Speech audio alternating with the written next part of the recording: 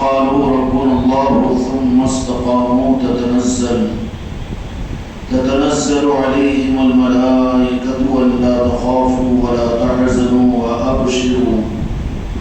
وأبشروا بالجنة التي كنتم توعدون نحن أولياؤكم في الحياة الدنيا وفي الآخرة ولكم فيها ما تشتهي أنفسكم ولكم فيها ما تدعون نزلا من غفور رحيم ومن أحسن قولا ممن دعا إلى الله وعمل صالحا وقال إنني من المسلمين وقال الله تبارك وتعالى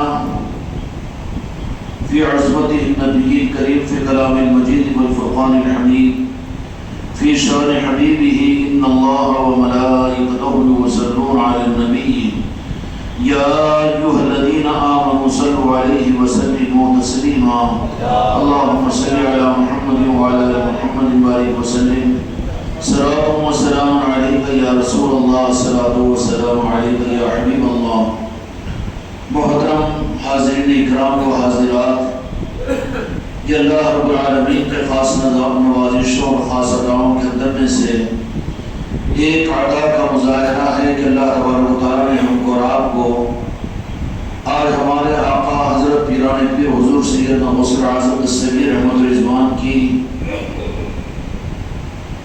محفل کے سجانے، اس میں شرکت اور شریک ہونے کی توفیق اور سعادت عطا فرمائی ہے۔ اللہ تبارک و تعالیٰ کی طرف سے احکامات اور شریعت اور قرآن کی صورت میں ایک تو بحیثیت مسلمان ہونے کے مسلمان خود کسی عمل کو کرنے کی کوشش کر کے عمل کر لے، وہ عمل کی توفیق اللہ تعالیٰ ان بندوں کی کوشش پر ان کو عطا فرما دیتا ہے۔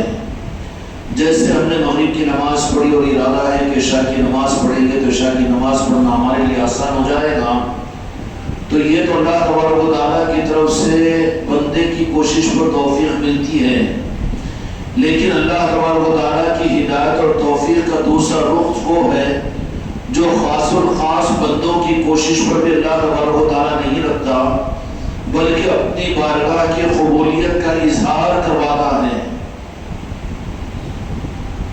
اور ان خاص توفیق اور ہدایت کے نظاموں کے اندر میں اللہ کے برگزیدہ بندوں کی یادوں کی محفلوں کا سجانا اور اس میں شریک ہونا اور شرکت کرنا۔ کیوں کہ اذان ہوگی تو مسلمان نمازوں کو آ جائیں گے، اور جن کو احساس ہوگا کہ مسلمان ہے وہ نماز کی خود تیاری کریں گے، لیکن یہ پیران پیر غوث اعظم احمد رضوان کے نسبت کی محفل میں آپ حضرات کی کوششوں پر یہاں پر آنے کا ارادہ اور وعدہ اس قدر میں اثر نہیں ہے، بلکہ اس میں تو راست اللہ تبارک و تعالیٰ کی بارگاہ کی قبولیت ہے۔ مسلمانوں کو اللہ تبارک و تعالیٰ نے تو اسلام دے دیا کہ نماز فرض ہے، زکوٰۃ فرض ہے، اور حج فرض ہے، اور روزے فرض ہے، لیکن بالمقابل اس کے اپنے دوستوں کی یاد اور اپنے دوستوں کے نسبتوں کی محفلیں اور اپنے دوستوں کی دوستی کے نظاموں کے لیے تو اللہ تعالیٰ نے فرمایا اس کے لیے ظاہری طور پر اس کی فضیلتوں کو قرآن و حدیث کے اندر میں کوئی معیار مقرر نہیں فرمایا، بلکہ اس کی توفیق اور اس کی ہدایت کو تو اللہ تبارک و تعالیٰ نے اپنے اختیار میں رکھا ہے۔ اور ضروری نہیں کہ یہ بات ہے کہ کسی کو نماز کی عادت ہو جائے تو نماز میں آ جائے گا، اور رمضان کے روزوں کی عادت ہو تو رمضان کے آنے پر روزے رہ جائے گا، اور زکوٰۃ کے دینے کی عادت ہو جائے تو وہ زکوٰۃ اس کے لیے آسان ہو جائے گی، لیکن بالمقابل اس کے اپنے دوستوں کی نسبتوں کی محفلیں اور اپنے دوستوں کی یادوں کی محفل اور مجلسوں میں آدمی کو اپنے ارادے کا دخل زیادہ نہیں ہوتا، بلکہ اس میں خدا کی قبولیت کا اظہار ہوتا ہے، اور اس توفیق کو اللہ تبارک و تعالیٰ نے اسی لیے اولیاء اکرام کے نسبتوں کی محفلوں کی فضیلتوں کو کوئی لمٹ کے طور پر اللہ نے بیان نہیں فرمایا، اور یہ نہیں فرما دیا کہ 11ویں شریف آئے گی تو تم کو میرے دوست اور میرے محبوب حضور پیران پیر غوث اعظم الصغیر احمد رضوان کی محفلوں کو کرنا پڑے گا۔ اللہ نے اور میرے آقا جہاں کے مالک محمد رسول اللہ صلی اللہ علیہ وسلم نے یہ اشارہ نہیں فرما دیا کہ تمہیں 11ویں شریف آئے گی تو اس میں حضور پیران پیر غوث اعظم میری آل اور شیخ عبد القادر جیلانی رحمت الرضوان کی نسبت کی محفل کو کرو، حکم اللہ نے دیا نہ میرے مصطفیٰ نے دیا۔ اسی طریقے سے سلطان الدین قاری قادان خواجہ معین الدین چشتی اجمیری رحمت اللہ علیہ جب رجب المرجب کا مہینہ آئے گا اور آپ کی محفلوں سے چشتی غلام اپنی زندگیوں کی بستیوں کا اظہار کریں گے اور اپنی نسبتوں کا ثبوت دیں گے، تو اس کا یہ مطلب نہیں ہوگا کہ قرآن و حدیث میں راز اللہ نے یہ حکم نہیں دیا۔ اگر واقعتاً دوسری طرف میں دیکھا جاتا ہے تو جیسا کہ میں عزیز شاہی سلمہ صاحب پیران پیر غوث اعظم رحمت الرضوان کے بارے میں یہ واقعے کو بیان کیا کہ دین مردہ حالت میں زمین پر پڑا ہوا تھا، انتظار میں تھا کہ کوئی روح ڈالنے والا آ جائے، مجھے زندہ کرنے والا آ جائے۔ کہ شریعت موجود نہیں تھی، مدارس دینیہ اس وقت بغداد میں موجود نہیں تھے، اور کیا علاقے سستانیہ کے اور مشرق وسطیٰ کے اندر میں دینی خدمتوں کے نظام نہیں تھے، اسلامی حکومتیں اسلامی مملکتیں موجود تھی، لیکن دین جن کا طلبگار تھا وہ پیران پیر غوث اعظم کا طلبگار تھا، کیونکہ دین میں روح اور دین میں جان کے داخل کرنے کے لیے خدا کے قانون کے مطابق میں دین تو شریعت کی صورت میں اللہ نے مکمل کر کے دے دیا۔ اليوم اکملت لکم دینکم واتممت علیکم نعمتی ورضیت لکم الاسلام دینا۔ اور پھر جہاں کے مالک میرے آقا نے میدان عرفات میں سوالات صحابہ کرام کے سامنے اس بات کا اظہار فرما دیا کہ میرے صحابہ کہ تم تک میں نے اللہ کے دین کو پہنچایا کہ نہیں پہنچایا؟ تمام صحابہ نے فرما دیا کہ یا رسول اللہ ہم شہادت دیتے ہیں کہ آپ نے اللہ کی طرف سے پہنچانے والی ذمہ داری کے دین کو آپ نے ہم تک پہنچا دیا ہے، اور اس بات پر شہادت دیتے ہیں۔ تو میدان عرفات کے در جہان کے مالک میرے آقا نے اپنی شہادت پاک کی انگلی انگشت مبارک کو آسمان کی طرف میں اٹھایا اور یوں فرمایا کہ یا اللہ تو گواہ رہنا کہ میری امت اس بات پر شہادت اور گواہی دیتی ہے، اللہم اشہد اللہم اشہد اللہم اشہد۔ 3 مرتبہ میرے آقا نے فرمایا کہ اللہ کو گواہ رہ جانا کہ میری امت اور آپ کے محبوب کی امت اس بات کی تصدیق کرتی ہے کہ میں نے دین کو ان تک پہنچا دیا۔ دین مکمل ہو گیا، قرآن مکمل ہو گیا۔ قرآن و حدیث میں ذرہ برابر بھی دین میں کسی نئی چیز کا پیدا کرنا بدعت ہے۔ کلو بدعت ضلالہ کلو ضلال فی النار، میرے آقا کا ارشاد ہے۔ اسی طریقے سے قرآن پاک کے اندر میں کسی زیر و زبر کا فرق اور کسی آیت کا انکار یا کچھ اضافے کی تمنا، یہ مردودیت اور گمراہی نہیں بلکہ کفر ہے۔ دین مکمل ہو گیا، قرآن مکمل ہو گیا، شریعت مکمل ہو گئی، لیکن کوئی ایک رخ تھا جس رخ کی رہبری تو جہاں کے مالک میرے آقا محمد رسول اللہ صلی اللہ علیہ وسلم نے اپنے رازدار اپنے خاص امتیوں کو عطا فرمائی کہ نبوت کا نظام تو قیامت تک کے لیے ولایت کی صورت میں چلے گا، اور اس کی ذمہ داری کو اللہ تبارک و تعالیٰ نے اور میرے مصطفیٰ نے آل علی اور آل علی اور اپنی آل کو عطا فرمایا کہ میری آل ہوگی جو قیامت تک جہاں دین حالانکہ مکمل ہے، دین مکمل ہے۔ روح کے نکل جانے کا مطلب یہ کہ جسم کھل جائے، بلکہ روح کے نکلنے کا مطلب یہ ہے کہ پہلوان جیسا جسم ہو لیکن بے روح کے نہیں، بلکہ وہ بیمار ہو جائے کہ اٹھنے کے قابل نہ ہو، اس کو کہتے ہیں کہ لاغر جسم۔ تو دین کو تو اللہ تبارک و تعالیٰ نے میرے محبوب نے مکمل فرما دیا، لیکن یہ ممکن ہے کہ قیامت تک یہ ہوگا، دین ختم نہیں ہوگا۔ نحن نزلنا ان لہ لحافظون، اللہ تعالیٰ کا وعدہ ہے کہ ہم نے ہی اس قرآن پاک کو یعنی دین کو نازل کیا ہے اور اس کی حفاظت ہمارے ذمہ ہے۔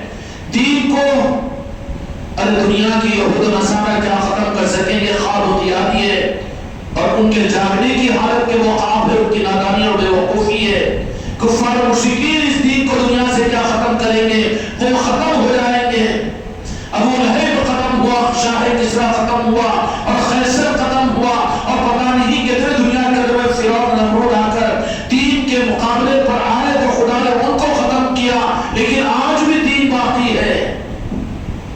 دین ختم ہونے کے لیے نہیں آیا. کائنات ختم ہو جائے گی لیکن دین باقی رہے گا.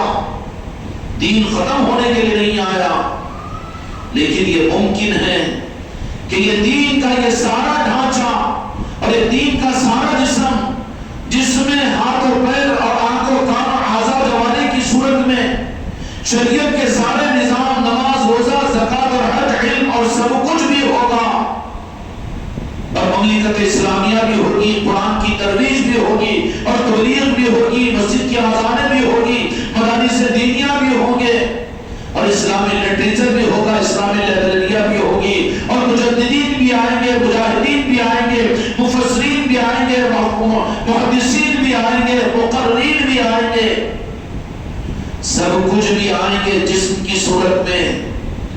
لیکن اس کی روح، جسم روح کے کمزور ہونے پر کمزور ہو جاتا ہے. ایسے ہی ممکن ہے دین ختم نہیں ہو سکتا. دین ختم نہیں ہو سکتا. دین تو باقی رہنے کے لیے آیا ہے اور دین باقی رہے گا. اس کی حفاظت خدا نے مسلمانوں کو بھی نہیں عطا کی کہ تم دین کی حفاظت کرو. ذمہ داری مسلمانوں پر نہیں ہے. اور جو اس غلط فہمی کے اندر میں ہے کہ ہم دین کی حفاظت کرتے ہیں، یہ ان کی غلط فہمی ہے. خدا کرے کہ اپنا دھوکہ سمجھ میں آ جائے.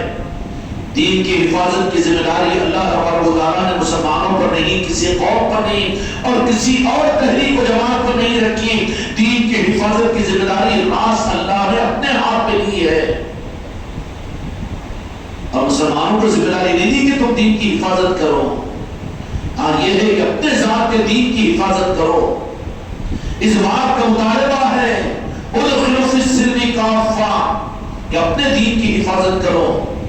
اب چلا ہے مسلمان اپنے دین کی تو حفاظت نہ کریں اور اپنی ذات سے تو دین کی حفاظت کی کوشش نہ کریں، اور وہ اللہ کے دین کو جس کی ذمہ داری اللہ نے نہیں دیا، کہا کہ دین میرا ہے میں حفاظت کروں گا، محنتیں بیکار ہو جائے گی، ارادے غلط ہو جائیں گے، نیت خراب ہو جائے گی، محنتیں عبث جائے گی، بیکار ہو جائے گی نا. تو جن مسلکوں اور جن جماعتوں اور جن لوگوں کی نیتیں یہ ہو کہ ہم دین کی حفاظت کریں گے، وہ اپنی نیتوں کو بدل لے، کیونکہ اللہ نے دین کی حفاظت کی ذمہ داری کا حکم مسلمانوں کو نہیں دیا. اور دین وہ دین نہیں ہے دین مصطفی کہ جس کے لیے خطرہ ہو کہ دین روئے زمین سے ختم ہو جائے گا. اللہ نے کہا کہ اس کی حفاظت ہم کریں گے. دین کی ذمہ داری اور دین کی حفاظت کی ذمہ داری اللہ نے لیا. لیکن یہ رخ ہے کہ دین کے اس جسم کا، اس کے وجود دین کے اندر میں کمزوری آئے گی اور روح کمزور پڑ جائے گی اور دین کا جسم لاغر ہو جائے گا، اس مردی کا شکار ہوگا، اپنے وجود کو ظاہر کرنے کی اس کے اندر میں شکل باقی نہیں رہے گی.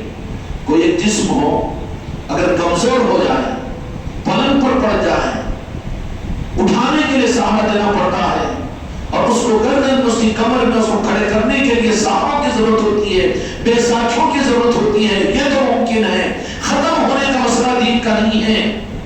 لیکن یہ بات ضرور ہے کہ وہ دین کمزور پڑ جائے گا اور اپنی روح کے اعتبار سے کمزور ہوگا. ایک کمزوری اعضاء جوارح کی ہے کہ ہاتھ شل ہو جائے لیکن کھڑے ہو کر ہو سکے گا، آنکھ چلی جائے ہو سکتا ہے کہ وہ اندھا بھی ہو جائے لیکن کھڑے ہو کر رہ سکتا ہے اور اپنی وجود کا اظہار اور وجود کا ثبوت دے سکتا ہے. لیکن وہ دین کے اندر میں وہ کمزوری، وہ نقاہت اور وہ روح کی کمزوری اگر پیدا ہو جائے تو وہ دین اس صورت میں دنیا میں ہو سکتا ہے کہ دین بڑھ جائے گا اور مرض میں لاغر ہو جائے گا اور وہ کمزور کے وہ اٹھ کے کھڑا نہیں رہ سکے گا. یہ ممکن ہے. یہ کیا ہے؟ وہ دین کی وہ کمزوری اور وہ بیماری ہے کہ جس سے دین اپنی پہچان نہیں دے سک رہا ہے اور دین اپنی شناخت کو نہیں بتا سک رہا ہے کہ لاغر ہو گیا، زمین پر پڑ گیا.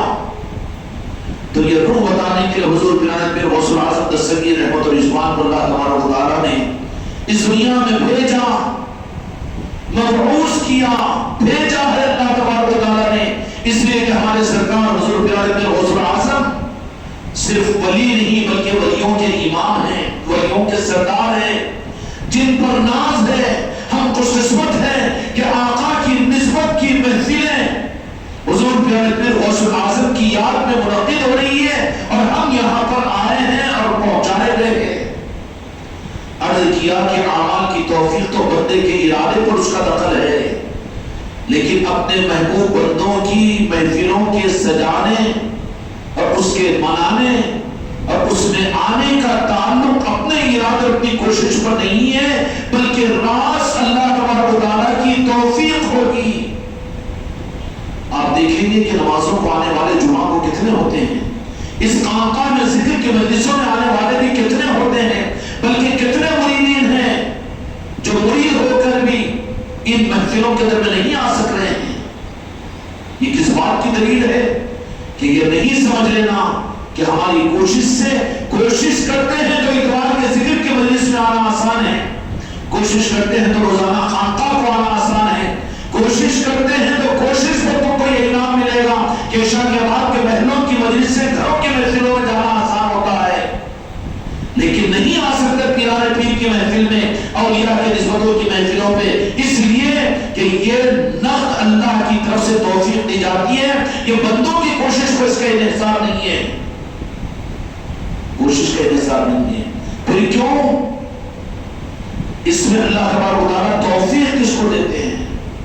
اولیاء کے نسبتوں کی محفلوں میں آنے والے کون کہ اشتہارات پوری مسجدوں میں نہیں لگے، سارے مریدین کو واٹسایپ کا اطلاع نہیں ہوئی اور سب کچھ کو معلوم نہیں ہوا کہ عربی شریف کا مہینہ ہے، لیکن اس کے باوجود بھی نہیں آ سک رہے ہیں اور رکاوٹیں بنی ہوئی ہے، تو وہ رک نہیں رہے ہیں بلکہ روک دیا جا رہا ہے، اگرچہ کہ وہ مرید بھی بن چکے ہیں، لیکن اللہ تبارک و تعالیٰ اپنے محبوب بندوں کی اور اولیاء جو کہ اولیاء ناز پروردہ ہوتے ہیں، اولیاء کون ہوتے ہیں؟ اللہ کے ناز پروردہ۔ یہاں ایک بات سمجھ لینا چاہیے کہ نبی کو اللہ بنا چکا ہوتا ہے، دنیا میں پیدا ہونے کے بعد نبوت کا تاج ان کے سروں پر اللہ تعالیٰ عطا فرما دیتا ہے، لیکن ولایت کے نظام کے معاملات میں نظام ولایت کے لیے اللہ اگر منتخب بھی کر لے تو دنیا میں آنے کے بعد بھی ان کو اس ولایت کے لیے ان کو وہ قربانیاں اور ریاستیں اللہ تبارک و تعالیٰ کرواتا ہے، ولایت ملتی ہے ریاست و مجاہدوں کے بعد، اور نبوت بغیر مجاہدوں کے اور بغیر ریاستوں کے۔ اس لیے آپ حضرات اگر علم سے واقف ہوں گے تو جانتے ہوں گے کہ انبیاء اکرام علیہ السلام کو کوئی ریاست کوئی مجاہدہ کرنا نہیں پڑا۔ یہ بات نہیں کہ نبیوں نے مجاہدہ کیا، وطن کو چھوڑا، 23 سال جنگلوں میں رہے اور پھر خراسان کے علاقوں میں جنگلوں میں بیابانوں کے در میں سلطان الہند کی طرف سے ریاستیں کی، اس کے بعد ولایت ملی۔ لیکن نبیوں کا معاملہ یہ نہیں کہ ان نبیوں کو 40 سال کی عمر میں کچھ مجاہدے کرنا پڑا ہو یا کچھ ریاستیں کرنا پڑا ہو تو ان کی قربانیوں اور ان کے مجاہدوں پر ان کو نبوت نہیں ملتی، اس لیے کہ نبوت یہ راز خدا کا گفٹ ہوتا ہے۔ کیا ہوتا ہے؟ سمجھ میں آ گئی؟ بغیر محنت کے بھی نبوت کا تاج ان کو عطا کر کے جاتا ہے، اس لیے کہ اللہ کی طرف سے انعام ہوتا ہے نبیوں کے لیے۔ لیکن بالمقابل اس کے اولیاء، اس کا مطلب یہ نہیں کہ اولیاء کا مقام نعوذ باللہ نبیوں سے کیا بلکہ صحابہ نہیں، بلکہ میرے پیارے پیر آقا تو یہ ارشاد فرماتے ہیں کہ کوئی صحابہ کے گھوڑے کی دھول جو اللہ کے راستے میں چلے ہو، اس گھوڑے کی دھول کے برابر بھی ولی اپنے کو ان سے اعلیٰ نہیں سمجھ سکتا۔ عقیدہ بالکل محفوظ ہے، یہاں خطرے کی چیز نہیں ہے، یہاں خطرات نہیں ہیں، خطرات اندھیرے میں ہوتے ہیں، اجالے میں خطرات نہیں۔ اور جہاں پر بالخصوص مرکیوری لائٹ لگی ہوئی ہو، سیڑھیوں پر جاؤ سنبھل کر جائے گا، دیکھے گا کہ وہاں پر کچھ اجالا کچھ کم زیادہ ہے تو پیر تیرا نہ ہو جائے، گر نہ جائے، پہنچ کھا جائے۔ یہاں مرکیوری لائٹ لگی ہوئی ہے تو وہ تو بنداس، اس کی نظر تو زمین پر بھی نہیں جائے گی، کیوں؟ کہ اس کو معلوم ہے کہ یہاں خطرہ نہیں ہے۔ تو جہاں اولیاء کی محبتیں ہوں، جہاں پر جنت پاک کا نظام ہو، جہاں پر راس میرا پھر غسل اعظم اور غریب نواز کا نظام ہو، وہاں پر خطرے کا محسوس ہونا وہ خود خطرے میں ہے۔ وہاں پر تو اس کو اعتماد، کیونکہ مرکیوری لائٹ کی روشنی ہے، وہاں تو وہ خطرہ محسوس کرنا خود اس کے لیے خطرہ ہے، شک پیدا ہو رہا ہے اس کے اندر میں۔ اس لیے میرے بچوں، خانقاہ محمدی کا نظام پیرانے پیر غوث اعظم نے اپنے کرم سے اس درجے پر منور فرما دیا ہے۔ یہاں پر یہی وجہ ہے کہ پیران پیر غوث اعظم کی نسبت کی یہ محفلیں یہاں پر چل رہی ہے۔ یہ مرکزی کے اندر میں خطرات محسوس مت کرو، اندھیرا جہاں پر ہو، کچھ اجالا ہو وہاں محسوس کرو۔ عقیدوں کی خرابی یہاں پر نہیں آ سکتی، یہاں کا عقیدہ تو کلیئر ہے، خدا کی قسم خطرات یہاں پر نہیں ہے۔ کیا فرماتے ہیں؟ کیا عرض کرو؟ ہاں جی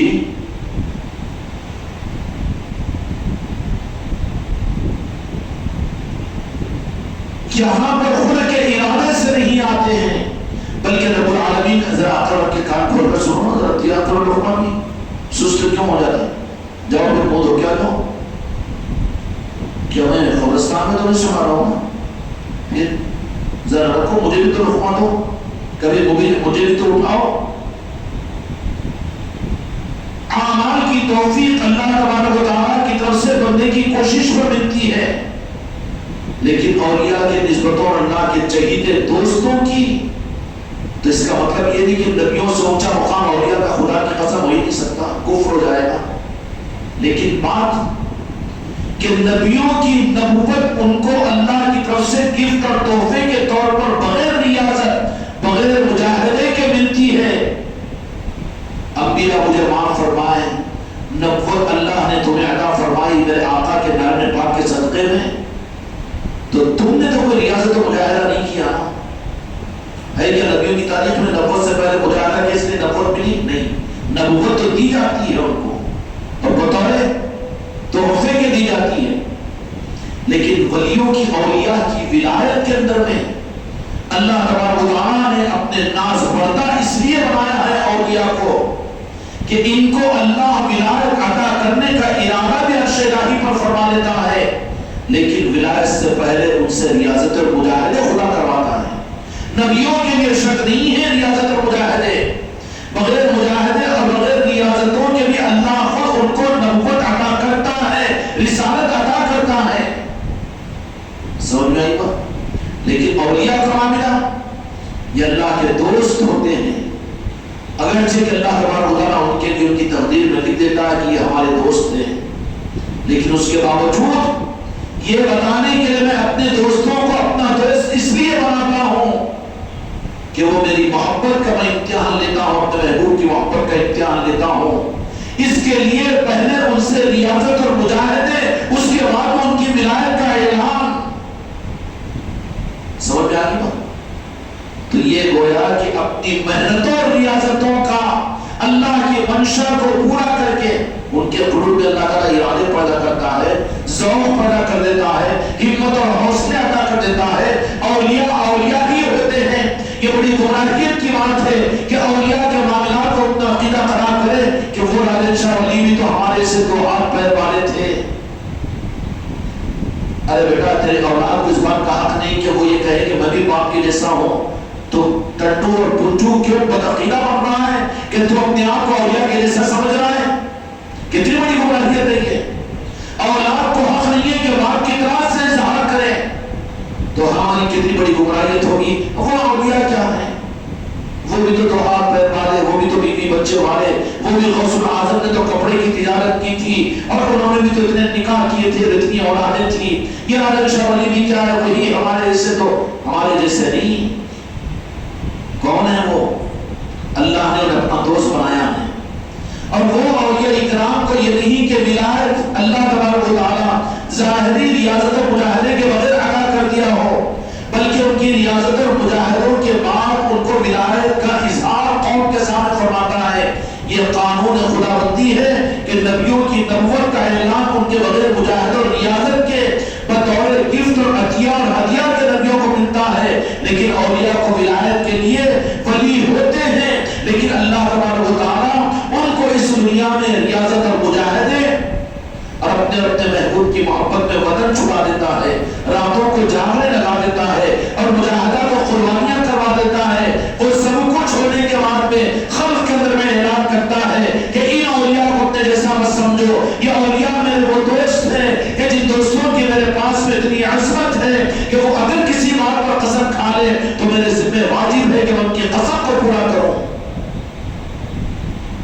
کہیں پر حدیث پاک میں میرے آقا نے فرما دیا، اللہ نے فرمایا کہ کوئی میرے ولی کے ساتھ میں عداوت کرے گا، میرا اعلان جنگ اس کے ساتھ میں ہے۔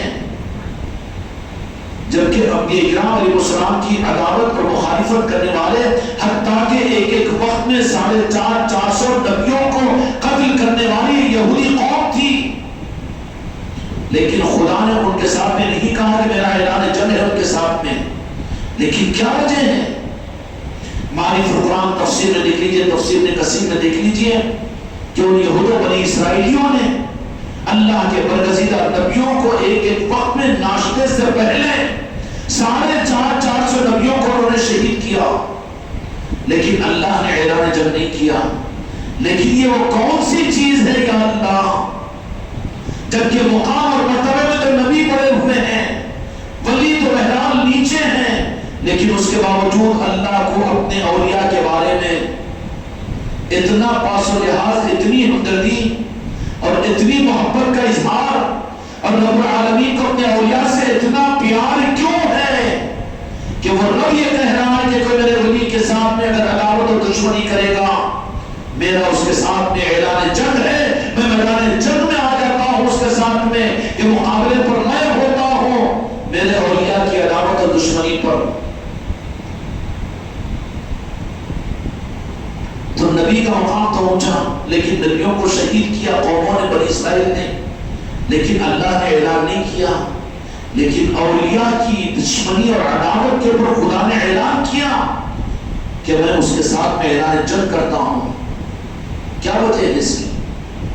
نبیوں سے مقام تو اونچا نہیں ہے، لیکن کیوں؟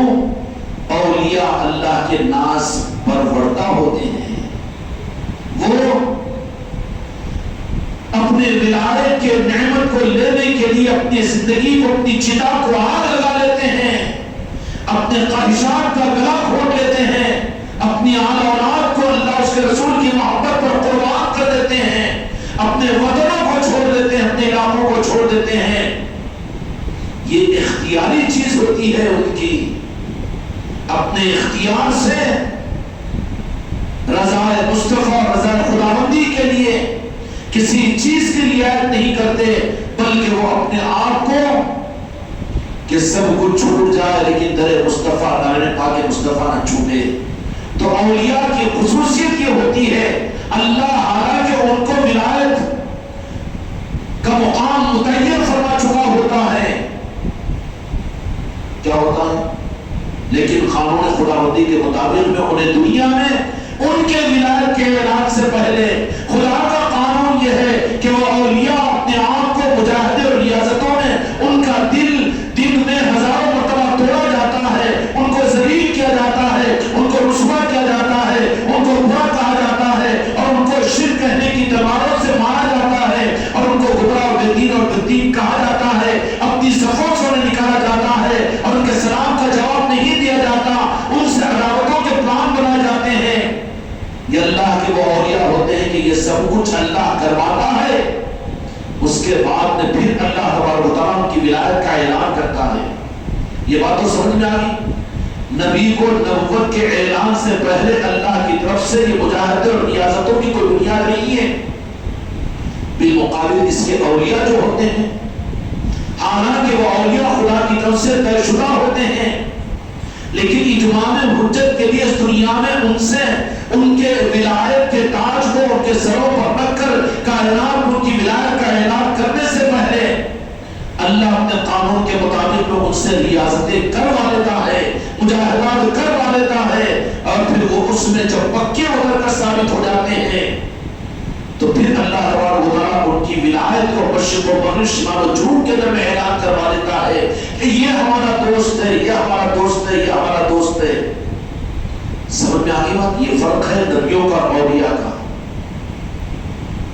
اب اس لیول پر اگر دیکھیں تو جب ولیوں کا یہ لیول ہے تو امام الاولیاء کا کیا مقام اور کیا مرتبہ ہوگا، کیا مقام ہوگا؟ اور جن کی نسبت کی محفل پر ہمارا یہاں پر جمع ہے، وہ ذات حضور پیر غوث اعظم دستگیر احمد رضوان کی وہ ذات ہے کہ جن کی خیرات کے بغیر نہ قیامت تک کوئی ولی بن سکتا ہے۔ اس لیے اللہ تبارک و تعالیٰ نے حکم فرمایا کہ پیران پیر غوث الاعظم شیخ عبد القادر جیلانی آپ کو ہم نے مہر ولایت عطا کیا ہے، لہذا آپ اعلان کر دیجئے۔ اٹھاؤ جی بڑے میاں کو، پیچھے بیٹھو، نہ سوئے تو نیند آ رہی تو پیچھے جاؤ، سامنے مت بیٹھو۔ ڈرائیور کے بازو سودا مارتے رہو، لے کے گاڑی کی ٹھوس وغیرہ گزار دیتا ہوں، سو مت، تکلیف ہے تو نیچے جا کر سو جاؤ، آرام کر لو۔ سوتے کیوں ہو؟ گھنٹہ 2 گھنٹے، اس کا مطلب یہ ہے کہ تمہارا دل اور عظمت نہیں ہے۔ ڈاکٹر کے پاس جا کے سوتے، پولیس اسٹیشن میں جا کر سوتے، وہاں پر جا کے آنکھیں نے وہ بھی کھول کے دیکھتے رہتے۔ پھر یہاں سونا کس بات کا دلیل ہے؟ کیوں سو رہے ہیں؟ کون سے تم کو 6 گھنٹے یہاں پر بٹھا رہے ہیں؟ اس لیے کہ عظمتیں نہیں ہے، اس کا مطلب یہ ہے لاپرواہی ہے۔ لاپرواہی کس نے زبردستی کی آپ لوگوں کو یہاں پر بلانے بٹھانے کی؟ مسئلہ کی پوری توجہ کے ساتھ میں بات کو سنیں، اپنے اپنے کاموں میں مشغول نہ رہیں۔ تسبیح اپنے اپنے بیاگوں میں رکھو، یہ تسبیح پڑھنے کا وقت نہیں، یہ تو اولیاء کرام کی تذکرے، ان تذکرے کرنے والوں کو عرش والے بھی عظمت کے ساتھ میں دیکھتے ہیں، تو تمہاری تسبیح تم کو کیا مقام دلائے گی؟ حضور پیران پیر غوث الاعظم کا مقام اور آپ کی عظمت کا عالم کیا ہے کہ ایک عام اولیاء کا یہ مقام ہوتا ہو تو امام الاولیاء کا کیا مقام ہو۔ اور پیران پیر غوث الاعظم، اچھا وہ بات بھی میں نے عرض کرنا کہیں چھوٹ نہ جائے، اہم بات ہے کہ اعمال اور دین بہت بڑی بات عرض کر دیا ہوں میں، وہ تیسرا رہ جائے کہ کہیں حجت اور آپ کے دماغ خراب کرنے کا ذریعہ نہ بن جائے کہ دین پر عمل کی توفیق تو اللہ تبارک و تعالیٰ بندوں کی کوشش پر دے دیتا ہے، لیکن اپنے محبوب بندوں کی محبت کے اظہار کے لیے محفلوں میں آنے، محفلوں کے سجانے کے لیے اللہ تبارک و تعالیٰ توفیق نہیں دیتا، بلکہ وہ اولیاء کی منشا کو معلوم کرنا چاہتا ہے کہ اے میرے محبوب اولیاء، تم میرے ناز پروردہ ولی اور دوست ہو، کیا میں تمہارے نام پر تمہاری محفل کو سجانے کے لیے ان کے گھر کو توفیق دوں یا ان کو میں تمہاری محفل میں بلاؤں، یہاں پر وہ آنے کا ان کو میں حکم دوں؟ کہ یہ توفیق دی نہیں جاتی بلکہ نقد ادا کی جاتی ہے۔ اس کے لیے ثبوت میں اپنے بچوں ہی کا دے دیا نا، عادل آباد میں اتنے ہی مرید نہیں ہیں، اتنے ہی لوگوں کو معلوم نہیں ہوا، مرید ہونے کے باوجود نہیں آ سک رہے ہیں۔ مطلب کیا ہوا کہ پیران پیر غوث الاعظم نے ان کے متعلق یہ پسند نہیں کیا کہ وہ ان کی مجلس میں آئے۔ سمجھ میں آ گئی بات؟ اللہ تبارک و تعالیٰ ان بزرگوں سے، اپنے اولیاء سے اس بات کا اظہار کرتا ہے کہ تمہاری محفل سج رہی ہے، تم کن کو پسند کرتے ہیں کہ اس محفلوں کے سجانے کے لیے تمہاری محفل کے میں کن کو بلاؤں؟ بچے کی شادی کرتے ہو گھر کے اندر میں، تو کیا بچے سے جو دشمنی کرے، جو دشمن ہو، اس کو بچے کی دعوت میں بلائیں گے؟ یا پوچھ لیں گے بچے سے بھی کہ کن کن کو بلانا بیٹا؟ ہوگا کہ نہیں ہوگا؟ یہ دھلے ہیں اللہ کے پاس میں اولیاء اکرام۔ الا ان اولیاء اللہ لا خوف علیہم ولا هم يحزنون ان الذين قالوا ربنا الله ثم استقاموا تتنزل عليهم الملائکۃ۔ اے اولیاء کے لیے تو اپنے نظام غیبی فرشتوں کو ان کی خدمت کے لیے ہم زمین پر ان کی حیات میں بھیجتے ہیں۔ تتنزل علیہم الملائکۃ، کہاں جانے اولیاء کی عظمتوں کو، اولیاء کے مقام کو؟ اگر جان جاتے تو مر جاتے، لیکن اس کے نام کے اوپر کی خیرات جہاں پڑتی ہو وہاں پر سینے نہیں تو آئے بیمار ہو کر مجلسوں کے در شریک ہوتے۔ یہ تو یوز اینڈ تھرو کا نظام ہے کہ زبردستی مجبوری کے لیے قبولیت نہیں ہے تمہاری۔ اگر قبولیت ہوتی تو ہیلے حوالے تمہارے دور دور تک نہیں رہتے، بلکہ اسی عظمتوں کے اظہار کے ساتھ میں یہ اولیاء کون ہوتے ہیں؟ اللہ تبارک و تعالیٰ نے قرآن مجید میں فرمایا کہ وہ اولیاء وہ اولیاء ہے کہ جن کو ہم اپنا دوست بنا لیتے ہیں، وہ ہمارے ناز پروردہ وہ بنتے ہوتے ہیں کہ ان کی محفلیں سجتی ہے تو ان کی مرضی سے سجتی ہے۔ تمہارے بیٹے کی شادی کی تقریب تمہارے بیٹے کے مرضی کے خلاف نہیں ہوتی، تمہارے گھر کی تقریبات تمہارے گھر والوں کی مرضی کے خلاف نہیں ہوتی، اور تمہارے گھر کی تقریبات کے اندر تمہارا دشمن نہیں آتا، بلکہ کوشش کی جاتی ہے کہ دوست اور محبت کرنے والے آئیں۔ سمجھ لینا اس کو اچھی طرح سے کہ اعمال کی توفیق مل رہی ہے، اعمال کر لو، ٹھیک ہے اپنی جگہ. ہم یہ نہیں کہتے کہ جن کو اولیاء چاہیں گے انہیں کو اعمال کی توفیق ملے گی، وہ کانسیپٹ نہیں ہے. لیکن اولیاء کے نسبت کے محفلیں، پھر تو یہ خود بھی کہے گا بھئی 11ویں کا اپنے گھر پر ایک دعوت کر لو، میرے روزانہ کی محفلیں کیوں؟ ارے تو اولیاء کمانے والا تو یہ کہے، کیا مطلب ہوا کہ تو نام لے کر کچھ برکت حاصل کرنا چاہتا ہے، باقی ان کی محبت کی نگاہوں میں تو نہیں ہے، ان کے اہل محبت کے لسٹوں میں تیرا شمار نہیں ہے. تو توفیق اللہ نہیں دیتا، بلکہ اللہ تبارک و تعالیٰ اپنے اولیاء سے، کیونکہ وہ ناز پروردہ ہوتے ہیں، ان اولیاء کے سامنے ان کی مرضی کی رعایت کے ساتھ اللہ ان کے کانوں کو نہیں، ان کے گردنوں کو کھینچ کر لاتا ہے. کیوں؟ کہ جس سے آپ کی بات نہ بنتی ہو لیکن آپ کی بیٹی کا ولیمہ ہو. بیٹا اگر یہ کہہ رہے کہ ابا تمہاری بات نہ بنتی ہو لیکن وہ میرا دوست ہے، تھوڑا ناگواری برداشت کر لینا لیکن اس کو بھی بلا لینا. باپ مجبور ہو کر جا کر بیٹے کی محبت میں اس بیٹے کے دوست کو بلائے گا کہ نہیں؟ اگرچہ کہ وہ اس کے ساتھ میں اپنا دل صاف کرتا ہو لیکن بیٹے کا دوست ہے، بھائی مجھے جا کر بولنا پڑتا ہے کہ رشتہ دار ہے، ہم سے ہم کی نہیں بنتی لیکن ہمارے بیٹے کی مرضی ہے، ہماری بیٹی کی مرضی ہے کہ ان کو بھی بلانا ہے. ہوتا کہ نہیں ہوتا؟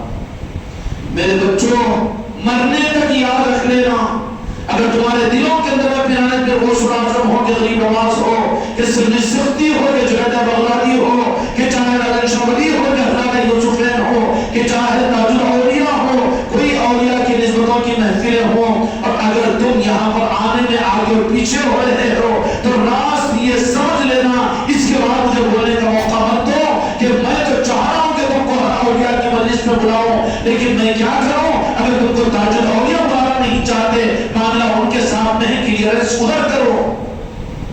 میں تو بلانا چاہتا ہوں تمہیں لیکن غوث العظم نہیں چاہتے تو خدا کی قسم میں نہیں بلا سکتا. میں کیا بلاؤں؟ رب نہیں بلاتا، کیونکہ وہ ناز پردہ ہوتے ہیں. اولیاء اللہ کے چہیتے ہوتے ہیں، اللہ کی چاہت اپنے چہیتوں کے ساتھ میں ہوتی ہے، اپنے چہیتوں کی چاہت پر اللہ تعالیٰ توفیق دیتا ہے. اب سمجھ میں آ گیا فارمولہ؟ دین کے نظاموں کی مجلسوں کے اندر کتنے لوگ جمع ہوتے ہیں، جمعہ کے بیانوں میں کتنے لوگ آ جاتے ہیں، ہوتا ہے نا؟ تقریروں بازوں نصیحتوں کے سننے کے لیے کتنے لوگ آ جاتے ہیں، ذکر کرنے کے لیے کتنے مریدین جمع ہو جاتے ہیں. اسی طریقے سے اصلاح معاشرہ کے جلسے، سیرت النبی کے جلسے رکھے جاتے ہیں، کتنے لوگ جمع ہو جاتے ہیں. ارے وہ چھوڑو، جمعہ کی نماز کے لیے کتنے لوگ آ جاتے ہیں، اور پانچ وقتہ نماز کے لیے کتنے مصلی آ جاتے ہیں. وہ اللہ کی توفیق ہے، بندے کی کوشش پر ملے گی. لیکن یہ فارمولہ یہاں پر نہیں چلتا. یہاں پر تو اللہ تبارک و تعالیٰ خود توفیق نہیں دیتا بلکہ اپنے دوست سے پوچھتا ہے کہ کن کے آنے سے آپ خوش ہوں گے، کن کو آپ چاہتے ہیں. آتے ہیں وہی جو بلائے جاتے ہیں، محبوب کی مجلس کو محبوب سجاتے ہیں. سرٹیفکیٹ مجھ سے رکھ لو، کتا نہیں دیا ہوا ہو کہ تمہارے ایک ایک عمل کی قبولیت کو میں بتاؤں کہ تم اچھے ہیں، تم مقبول ہو. تمہارے ہاتھ میں اپنا ریٹل عطا کر دے رہا ہوں، دیکھ لینا.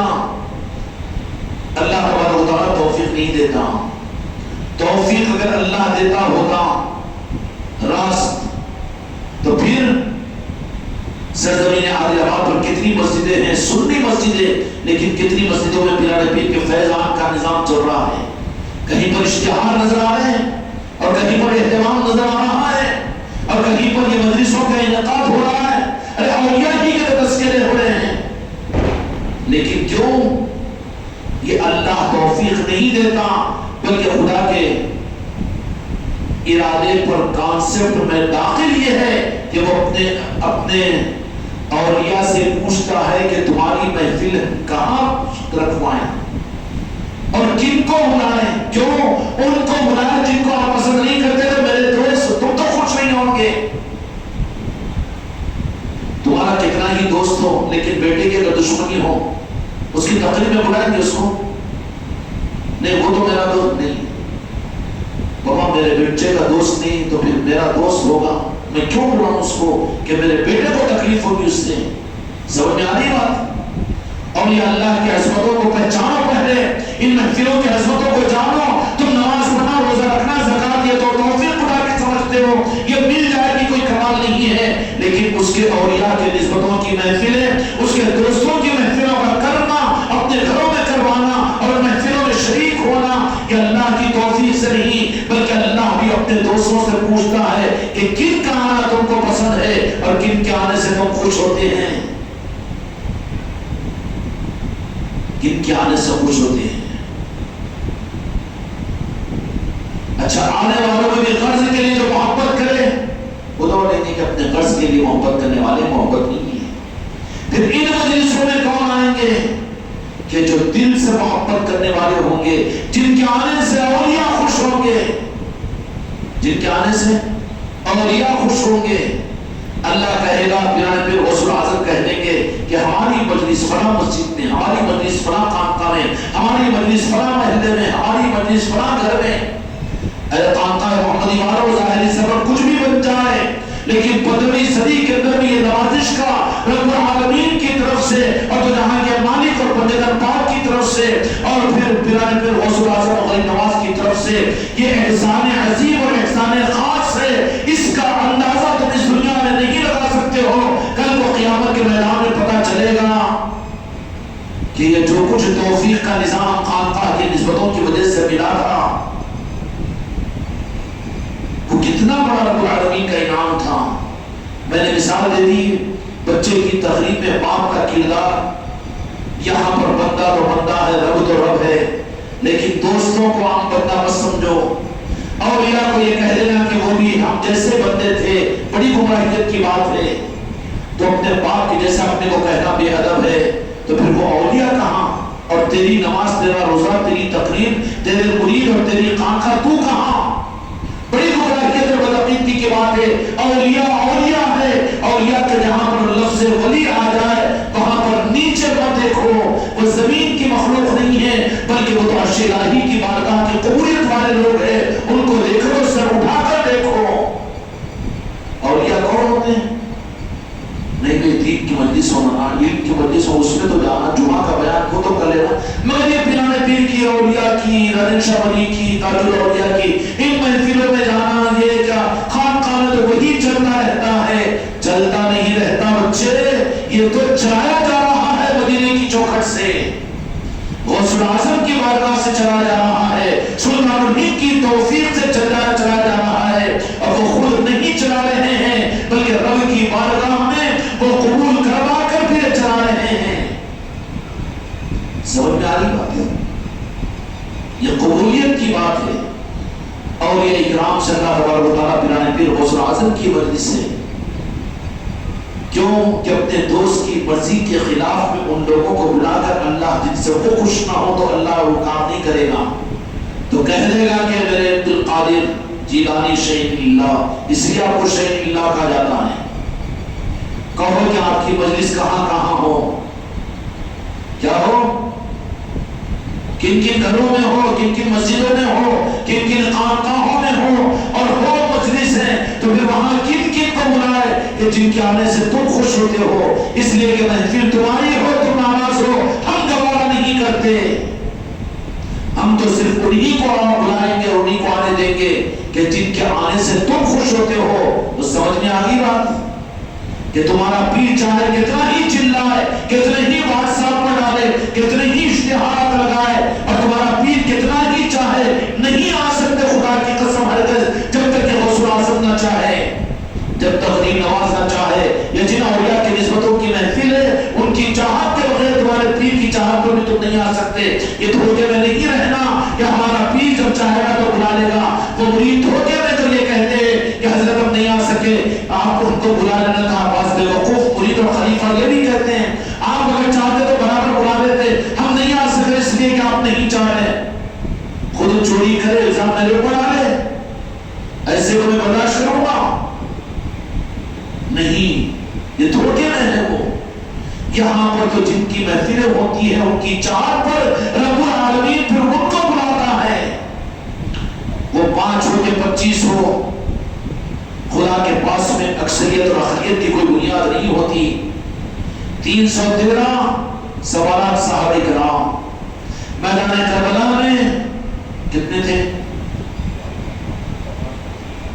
72 اور مقابلے پر کتنے تھے؟ کثرت کے پر خدا کا نظام نہیں ہے، وہاں پر تو قبولیت پر ہے، اہل محبت پر ہے۔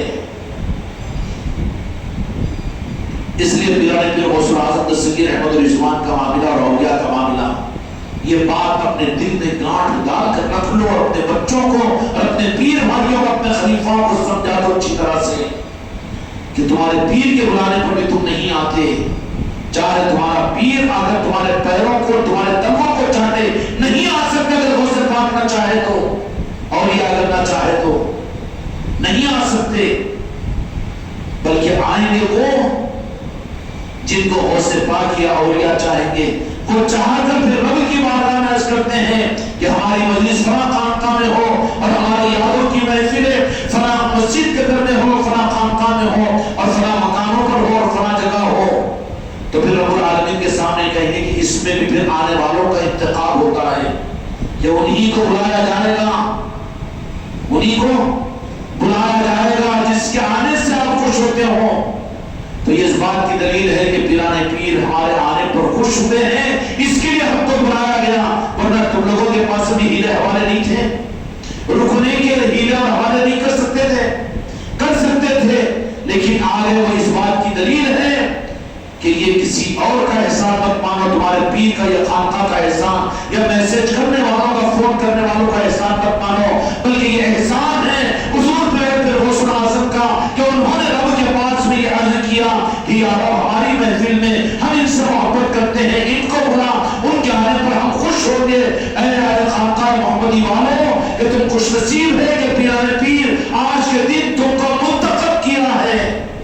جھوٹ تو نہیں بول رہا ہوں، مسجد کے بازو بیٹھ کر ممبر کے بازو چڑھانے کی بات تو نہیں کر رہا ہوں، لالچ تو نہیں دے رہا ہوں، لیکن موت تک اس باتوں کو یاد رکھ لینا کہ جب اس طرح کی محفلیں بزرگوں کی ہو اور وہ ہمارے قدم رک جائے اور دنیا کے کام و کاج اپنے مزاجوں کی وجہ سے، تو سمجھ لینا کہ قبولیت خانقاہ کی نہیں، پیر کی طرف سے کم نہیں ہو رہی ہے، بلکہ قبولیت پیرانے پیر غوث الاعظم کی طرف سے ختم ہو رہی ہے، غریب نواز کی طرف سے ختم ہو رہی ہے۔ وہاں سے کرنٹ سپلائی نہیں اور وہاں سے کاربن آ رہا ہے، اور وہاں کے کاربن کو کون دور کریں گے؟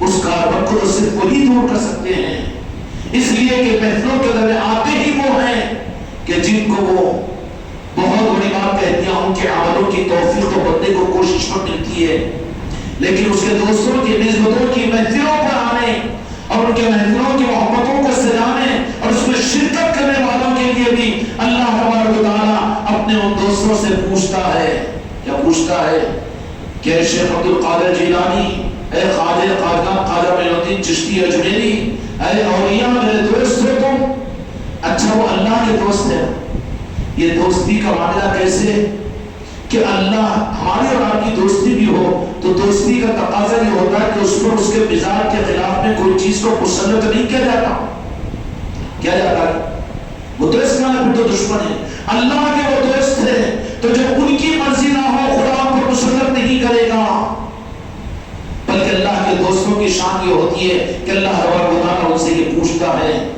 کہ بتاؤ کہ تمہاری مجلس کہاں ہو، اب اس میں آنے والے بھی کون ہوں، کن کے آنے سے تمہیں خوشی ہوتی ہے، تو وہ سب لسٹڈ ڈیٹیکٹ ہوتی ہے، چھٹتی ہے۔ پیر چاہے کہ میرے مریدین آ جائیں، غوث پاک نہ چاہے خدا کی قسم نہیں آ سکتے، نماز کے لیے نمازی آ جائیں گے، جمعہ کے لیے لوگ آ جائیں گے، بیانوں کے سننے کے لیے لوگ آ جائیں گے، لیکن اولیاء کے نسبتوں کی محفلوں میں اولیاء کی چاہت کے بغیر والے نہیں آ سکتے۔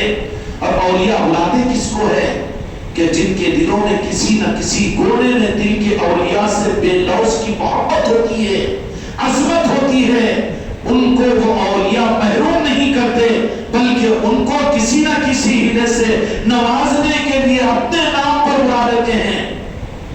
اولیاء اپنے نام پر بلاتے ہیں، اللہ کے نام پر نہیں چھوڑتے، اللہ کے نام پر نہیں چھوڑتے، اس لیے کہ یشفعوا عنده بإذنہ، یشفعوا الا بإذنہ، وہ شفاعت کا حق اللہ ان کو اپنے حکم سے دے گا۔ تو وہ اولیاء وہ نہیں ہوتے کہ اللہ کے مہربانی پر، اللہ کے بھروسے پر انہیں چھوڑ دے، بلکہ اولیاء خود امت کو سنبھالتے ہیں،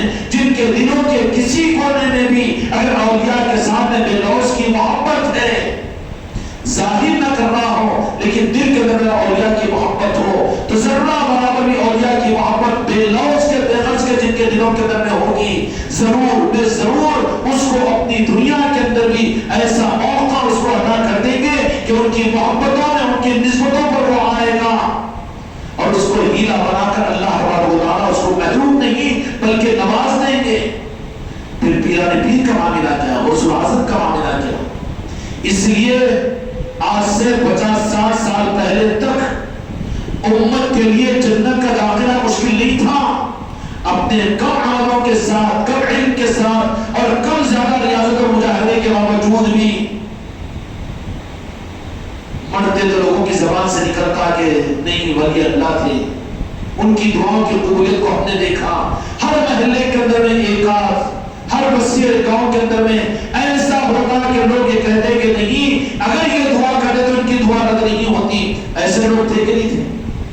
ہوتے کہ عید کی نماز ہو جاتی تو محلہ پورا کا پورا اپنے گھر میں جانے کے بجائے کسی ایک بزرگ کے پاس میں، کسی جانی ماں کے پاس میں، کسی دیندار کے پاس میں، کسی تہجد گزار کے پاس میں پہلے جا کر ملاقات کرتا، سب کو جھکاتا، اس سر پر ہاتھ رکھتے اور کہتا کہ بس ہمارے دل کو سکون ملتا ہے، قبولیت۔ ایسے لوگ تم لوگ بھی تو دیکھے ہوں گے نا۔ لیکن آج کثرت ہے نمازیوں کی، علم والوں کی، عمل والوں کی، بیان کرنے والوں کی، تقریر کرنے والوں کی، پیروں کی، مریدوں کی، لیکن ایسا مخمول بندے کہ جن پر امت اعتماد کرتی ہے نظر آئیں گے خالی ہو چکے ہیں۔ 50-60 سال پہلے تک بھی چونکہ امت کے اندر میں اعمال کم تھے، مسجدیں اتنی آباد نہیں تھی، علم اتنا نہیں تھا، لیکن دل کے کونے میں اپنے ماں باپ، اپنے گھروں کے ماحول کی وجہ سے کہیں نہ کہیں غوث پاک کی محبت ان کے اندر میں تھی، غریب نواز کی عقیدت ان کے اندر میں تھی، راجہ شوری کی محبت ان کے اندر میں تھی۔ تو یہ اولیاء اللہ کے محبوب کی امت پر بڑے مہربان ہوتے ہیں کہ وہ کسی نہ کسی ہیرے سے، وہ اپنے تصرف سے پھر ان کو اپنے نسبت کی محفلوں میں بلا لیتے ہیں اور بلا کر ان کی تقدیر کو چمکا دیتے ہیں۔ چنانچہ پیران پیر غوث اعظم دستگیر رحمت اللہ علیہ کی ارشاد فرماتے ہیں کہ مرد اپنے دل میں مجھ سے سچی محبت رکھنے والا وہ جہنم میں نہیں جائے گا، اور یہ فرمایا کہ میں اس کے لیے اپنے سلسلے قادریہ سلسلے کے ہر مرید کو اس کے وقت آخر ایمان پر اس کا خاتمہ کروا کر سرخور کرواؤں گا۔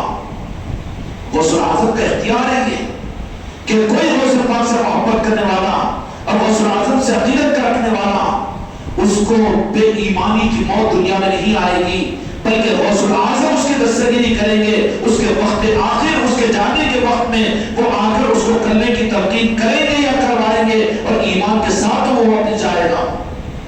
50-60 سال پہلے تک کا زمانہ امت کے لیے بڑا خیر کا زمانہ تھا، کہ ان کے گھروں میں گیارہویں، ان کے گھروں میں غوث پاک کے نشان، ان کے گھروں کے اندر اولیاء کی محبتیں، ان کے گھروں کے اندر لنگروں کا نظم اور نیازوں کا نظم، اور اسی طریقے سے اور بھی نظام بزرگوں کے ناموں کے ان کے گھروں میں ہوتے، اور گھر کا بچہ ان عظمتوں کی وجہ سے، ان اولیاء کی عظمتوں کی وجہ سے ان اولیاء سے محبت کرنے والا تھا، اور یہ محبت ان کی زندگی میں وہ اولیاء پھر ان کو اپنے نظاموں کے لیے قبول کرتے تھے، اور کسی نہ کسی صورت پہ ان اولیاء کی عقیدت اور محبتوں کا اظہار وہ کرتا تھا، اور وہی چیز ذریعہ بنتی تھی ایمان پر خاتمے اور سلامتی ایمان کی۔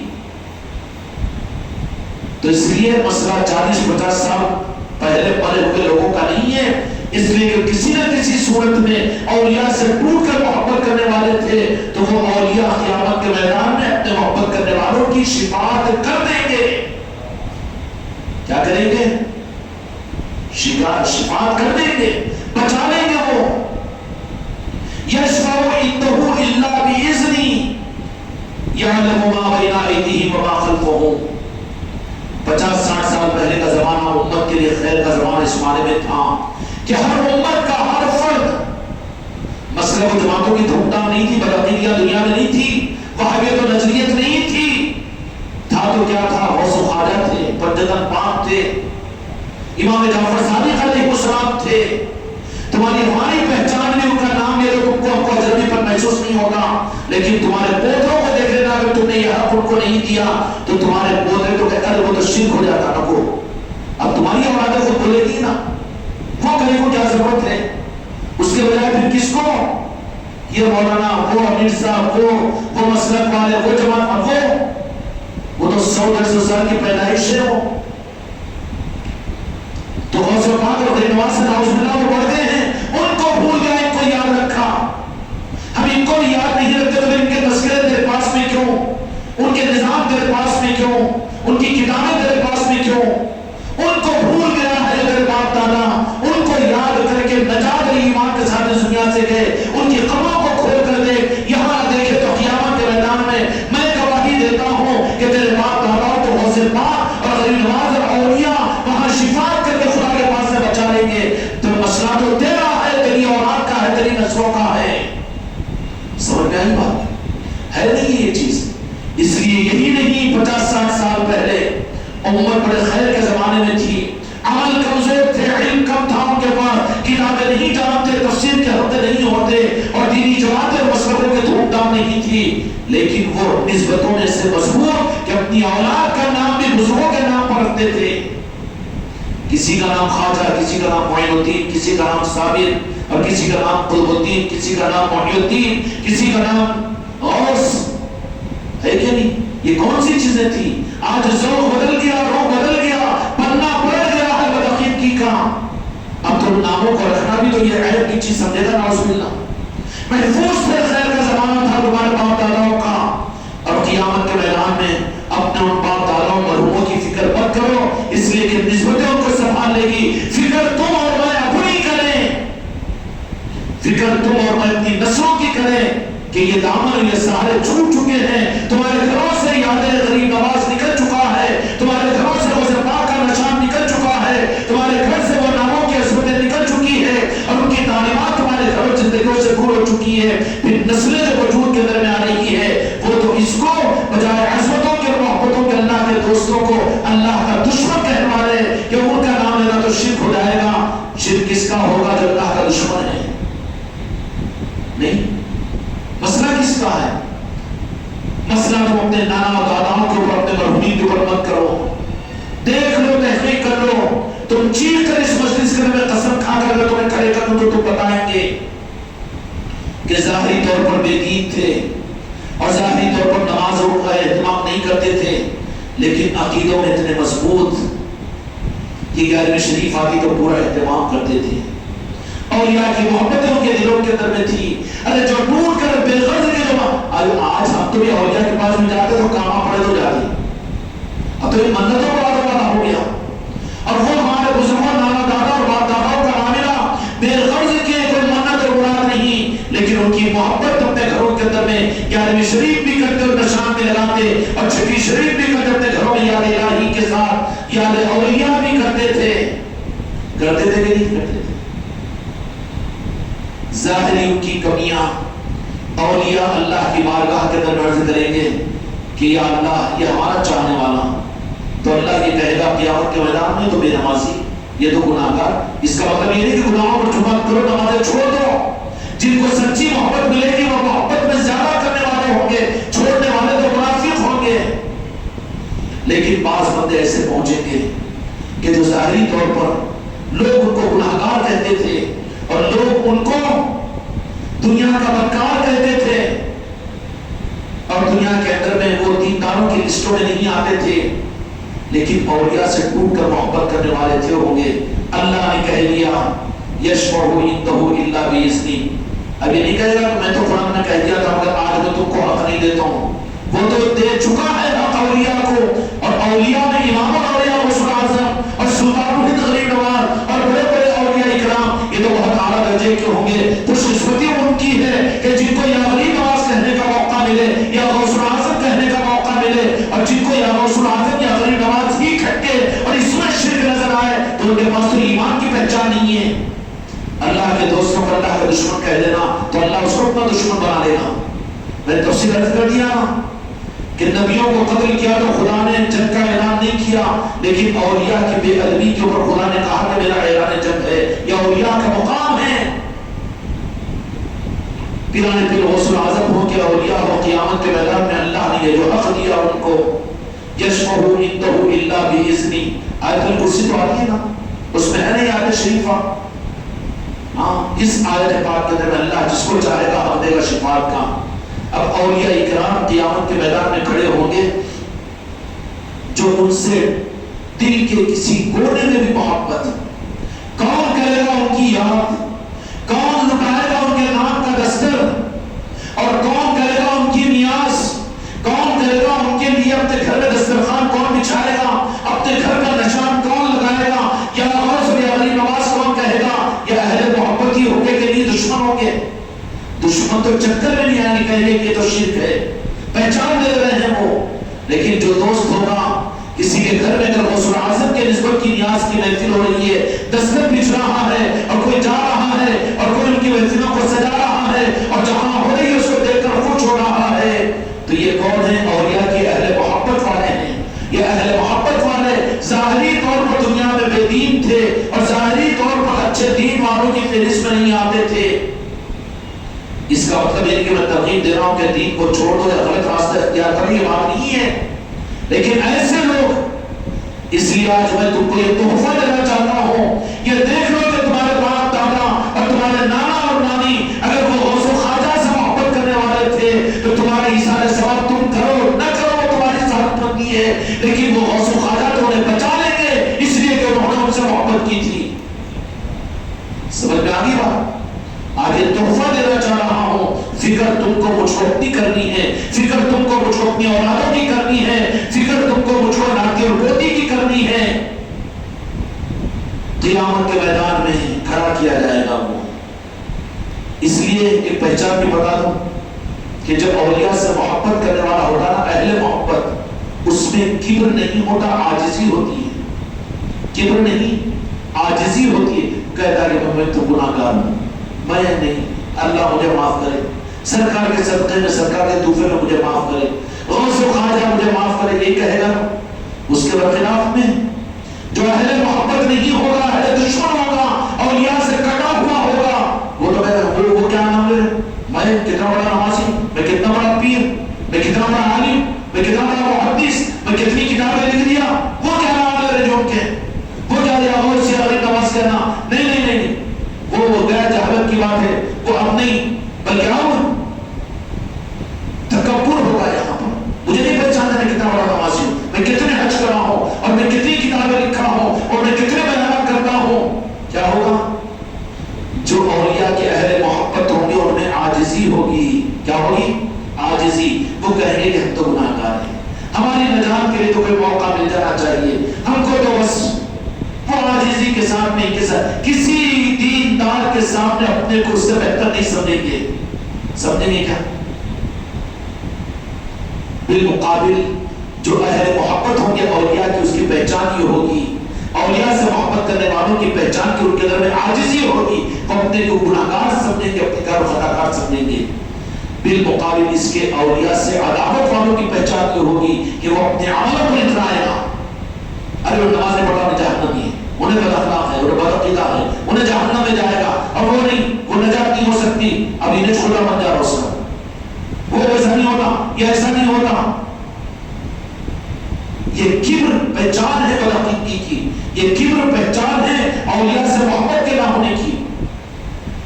آپ اپنے دادا، باپ دادا، نانا نانی جو بوڑھے آپ کو آپ کی نظروں میں ہیں، ان کی پہچان کرو کہ جن کے دلوں میں اولیاء کی محبت تھی تو ان میں تکبر تھا کہ عاجزی تھی. کیا تھا جی؟ عاجزی. اگرچہ کہ وہ ظاہری طور پر گناہگار تھے، ظاہری طور پر زیادہ اعمال ان کے در نہیں تھے، مسجدوں کی صفوں کے وہ کھوٹے نہیں تھے، لیکن کوئی نمازی متقی بھی آ جائے تو اس کے سامنے ہمارے لیے بھی دعا کرو، ہمارے لیے ایمان پر خاتمے کے لیے، ہم تو گناہگار ہیں. تھا کہ نہیں تھا؟ اب جا کے آگے بیچارہ 4 مہینے تو سب سے پہلے باقی فتویٰ دیتا، نماز نہیں پڑھتا 2 کروڑ پھر چنار پر جہنم میں جلتا ہے. ارے تیری نماز قابل قبول گارنٹی ہے، سند ہے، تو اپنی فکر کر.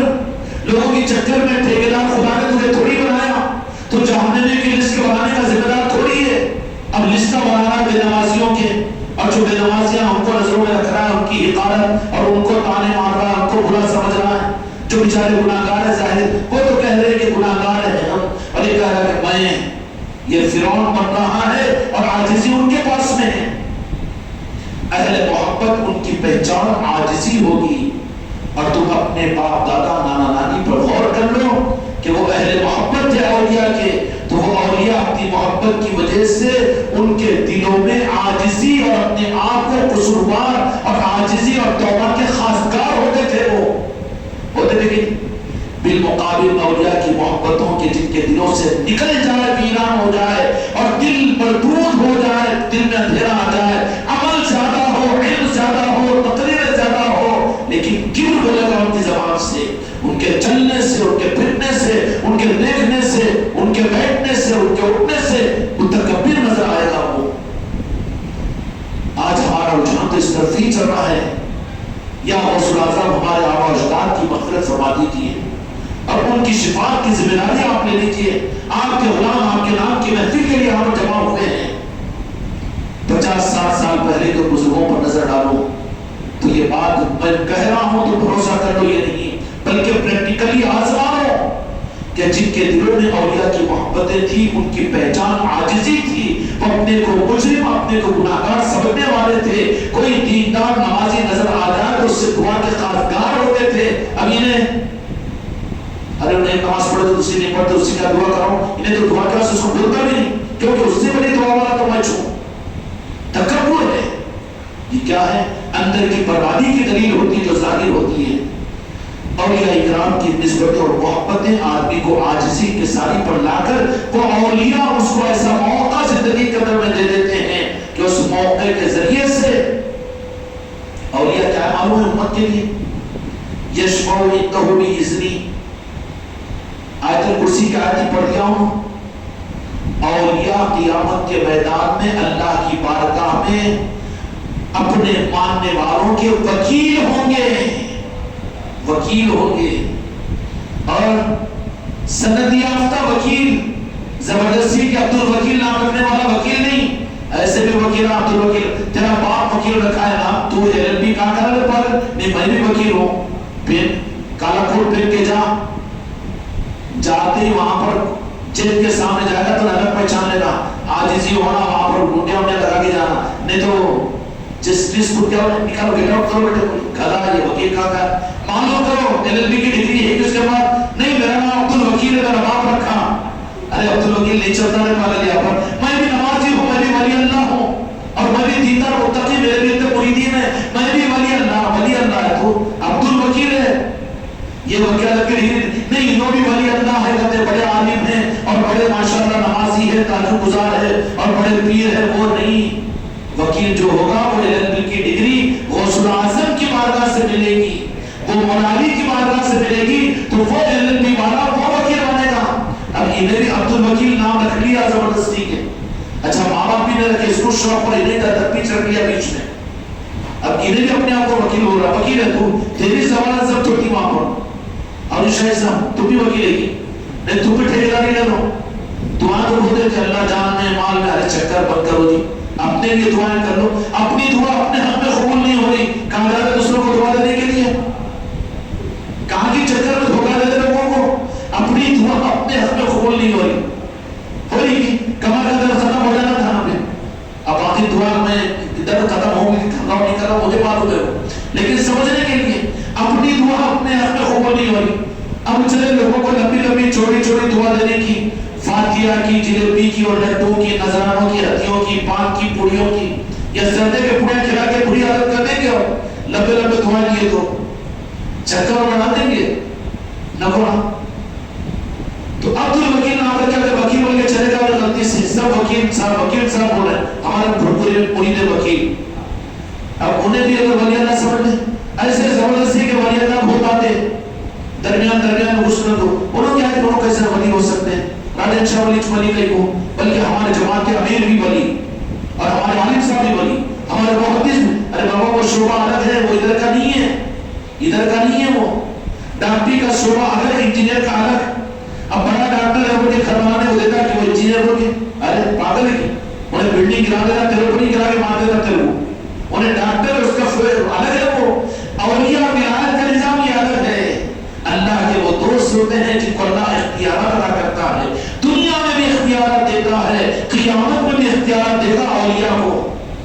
اور امت اگر وہ اولیاء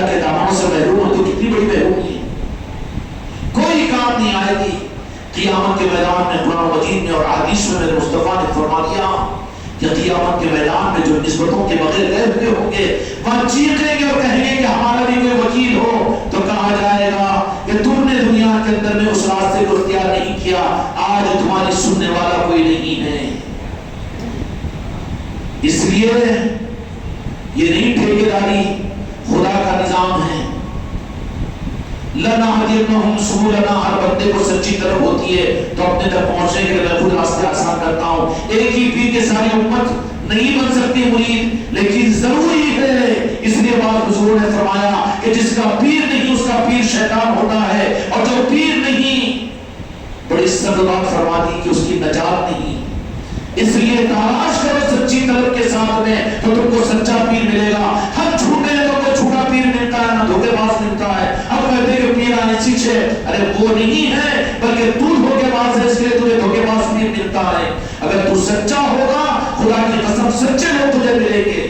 کونوا مع الصادقین قرآن مجید میں ہے کہ نیک لوگوں اور سچے لوگوں کا ساتھ میں ہو جاؤ، تو پھر اللہ نہیں آیا تو پھر سچے لوگوں کو دنیا میں نہیں رکھے گا اللہ۔ تو قیامت کے میدان اللہ تبارک و تعالیٰ نے اختیار دے دے گا کہ تم جس کی چاہو شفاعت کرو، تو پھر اللہ کے دوست کن کی شفاعت کریں گے؟ کسی کریں گے؟ کس کی کریں گے؟ جو ان سے بے غرض کی محبت رکھتا ہوگا، بے غرض کی محبت رکھتا ہوگا۔ بے غرض کی محبت رکھنے والا، اگرچہ کہ میں نے جو بات عرض کی کہ گناہگار ہی کیوں نہ ہو، ظاہری طور پر یہ نفرت کی چیز ہے، میں اس کی تعریف نہیں کر رہا ہوں، لیکن یہاں پر یہ بات بتانا چاہ رہا ہوں میں، اس لیے کہ میرے آقا دو جہاں کے مالک محمد رسول اللہ صلی اللہ علیہ وسلم نے ارشاد فرما دیا کہ اللہ نے فرمایا کہ میرے محبوب آپ کو شفاعت کا ہم نے حق ادا کیا، تو آپ کس کی شفاعت کرو گے؟ حدیث سے مشکات کی۔ تو کیا کہ اللہ تعالیٰ، کیا میرے محبوب آپ اپنے امتیوں کی، دینداروں کی؟ تو کہا کہ دیندار اور عمل والے تو وہ تیرے حوالے ہیں، ان کے عملوں پر توفل ان کے لیے کافی ہے۔ تو پھر کہا کسی یہودیوں اور عیسائیوں اور نصرانیوں کی، کہا کہ وہ قوموں کا میں نے اب میں ان کی نہیں کروں گا۔ پھر آپ کی امت میں کون؟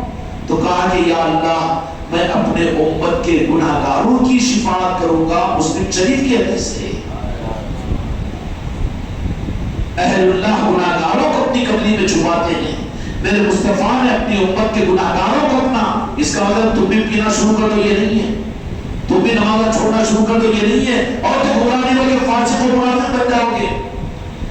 لیکن تم اپنے ماں باپ کے بارے میں فکر مت کرو، اس معنی میں اگر ان کے دلوں میں اولیاء کی محبت تھی تو یقیناً وہ اولیاء اکرام ان کو قیامت کے میدان میں اپنی محبت کی بنیاد پر ان کی شفاعت ضرور کریں گے۔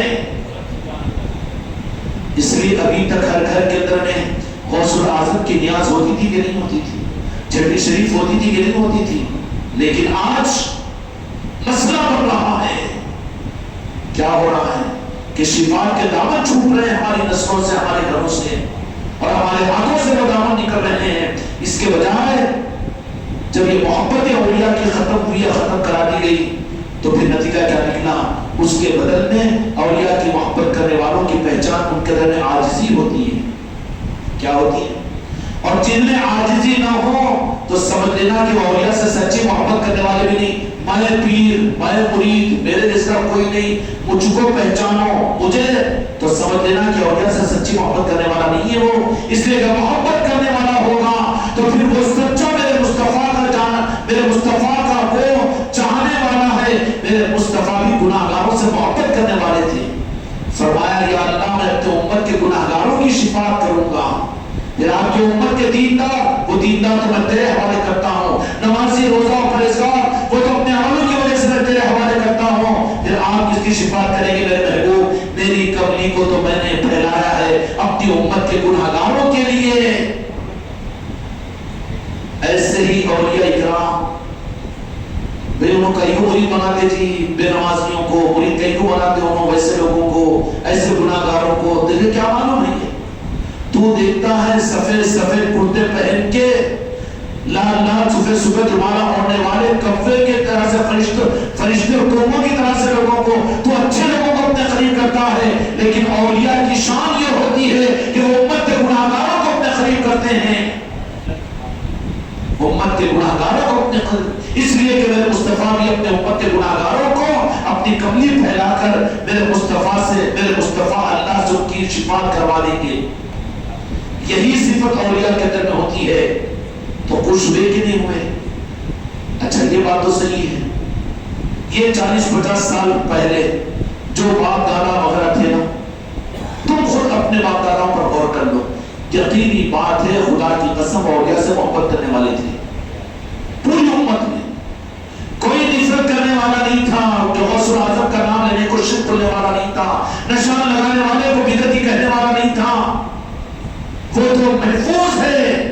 ان کی جنت ان کی شفاعت کے صدقے میں مل جائے گی. ان کو فکر ان کی نہیں ہے. میرے بچوں، یہ روگ پیدا ہوا ہے، یزیدیوں اور وہابیوں نے پیدا کر دیا ہے کہ امت کو اپنے شفاعت سے محروم کرنے کے لیے اولیاء سے ہی کاٹنا.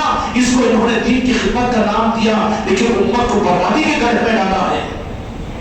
ان کی نجات تو ہو جائے گی اگرچہ کہ وہ گناہگار تھے. اب غور کر لو تو پتہ چل جائے گا کہ آپ کے اپنے بزرگوں پر جن کو تم نے دیکھا ہے، ان کی زندگی میں باتوں کو دیکھ کر تم غور کرنا، ان کے اندر میں عاجزی تو مل جائے گی. اللہ میرے والد مرحوم کو بھی اللہ ان کے درجات میں بلندی عطا فرمائے، مغفرت فرمائے. ٹوٹ کر اولیاء سے محبت کرنے والے ہیں. ہمارے شکیل بھائی سے جن کا بات بھی بولے کہ مسعود صاحب بڑے متقی پرہیزگار کی فہرست میں تو مسلمان نہیں لے گئے، لیکن راجہ شولی کے اس کے وقت میں بھی اہتمام 2-3 دن رہ کر وہاں پر خدمتیں کیا کرتے تھے، اولیاء کے پاس میں جایا کرتے تھے. یہ تو مثالیں تو میں دیا ہوں، لیکن تم بھی اپنے باپ داداؤں کے اوپر سوچو. تو 40 سال 50 سال پہلے امت کے اندر میں اعمال اور زیادہ عبادات اور زیادہ علم نہیں تھا، لیکن شفاعت کے دامن ان کے ہاتھوں میں تھے کہ نہیں تھے. اور اس کی پہچان یہ کہ ان کے اندر عاجزی تھی. اگر آپ نمازی دینداروں کے سامنے آ جائے تو بھائی میرے لیے بھی دعا کرو بولتے تھے کہ نہیں بولتے تھے؟ یہ ان کی عاجزی. آج تک بھی اپنے باپ اور اپنے دادا نانا پر بوڑھوں پر غور کرو جو نسبتوں سے جڑے ہوئے اولیاء کی محبت کو لیے ہوئے ہیں، اولیاء کی محبت کو جو لیے ہوئے ہیں. یہ اتنا پارس ہے. پارس جانتے ہیں نا، جس کو لگ جائے سونا بن جائے گا. اولیاء کی محبت خدا کی قسم پارس ہے. وہ جن کو لگ جائے گا وہ ہیرا اور سونا بن کر چمکے گا دنیا کے اندر میں. آج اس پارس کو چھپانے کی کوشش کی جا رہی ہے. خانقاہ محمدی کا نظام کہ اس پارس کے نظام کو آگے کی نسلوں تک پہنچانے کا نظام، یہ خانقاہ محمدی اجمیری نصرتی ہے. پیران پیر غوث اعظم دستگیر رحمۃ اللہ علیہ کی لنگر خانہ روزانہ چلتا تھا. پیران پیر کا انہی کی تو محفل ہے، آج چلتا تھا. ان کا ایک مرید، ان کا ایک بچہ بھی تھا اس آدمی کا. لیکن باپ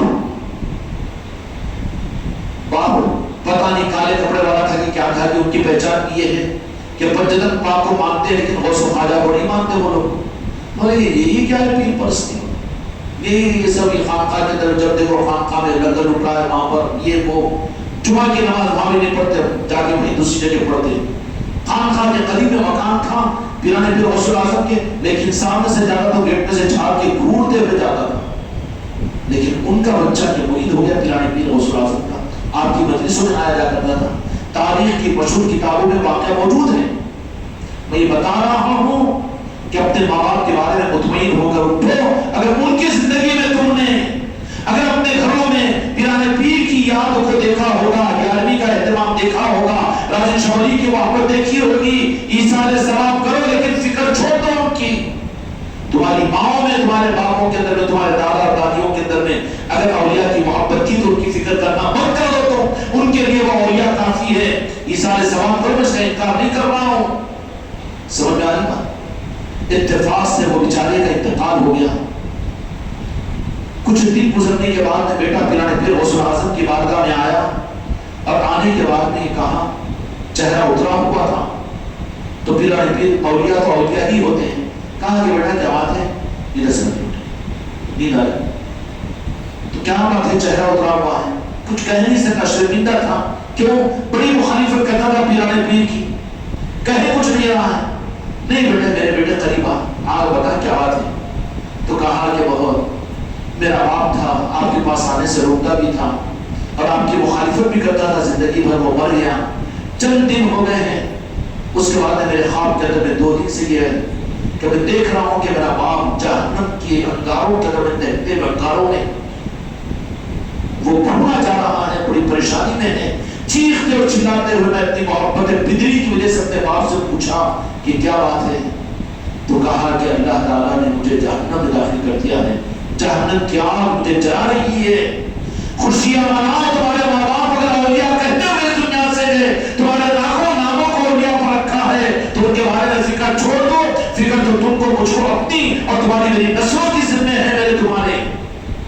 یہ کوئی جذباتی اور مسلکی نظام نہیں ہے خانقاہ محمدی کا، سب سے بڑا دھوکہ ہے کہ اس کو جماعت اور مسلک کا لیبل دے دو، یہ تو تمہاری شفاعت کے دامن کے ملنے کا ایک نظام ہے خانقاہ محمدی۔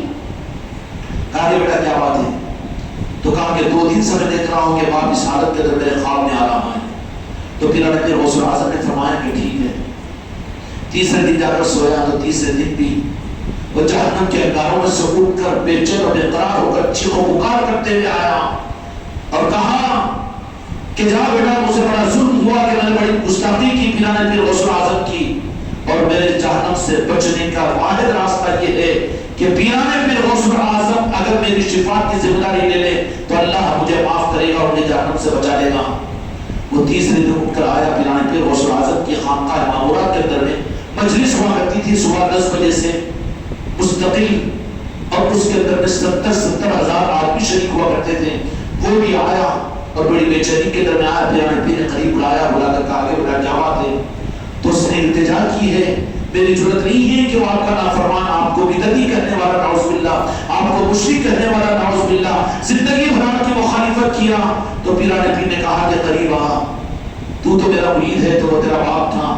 تو کہا کہ کبھی تجھے یاد ہے زندگی کے اندر میں کہ اس نے کبھی میرے پیچھے نماز پڑھی؟ تو کہا کہ سرکار آپ کے پیچھے نماز کیا پڑھتا تھا؟ تو کہتا کہ نماز ہی نہیں ہوتی تمہارے پیچھے، نعوذ باللہ لا یسم اللہ، شیطانوں کی نماز اولیاء کے پیچھے کہاں ہوگی تھی؟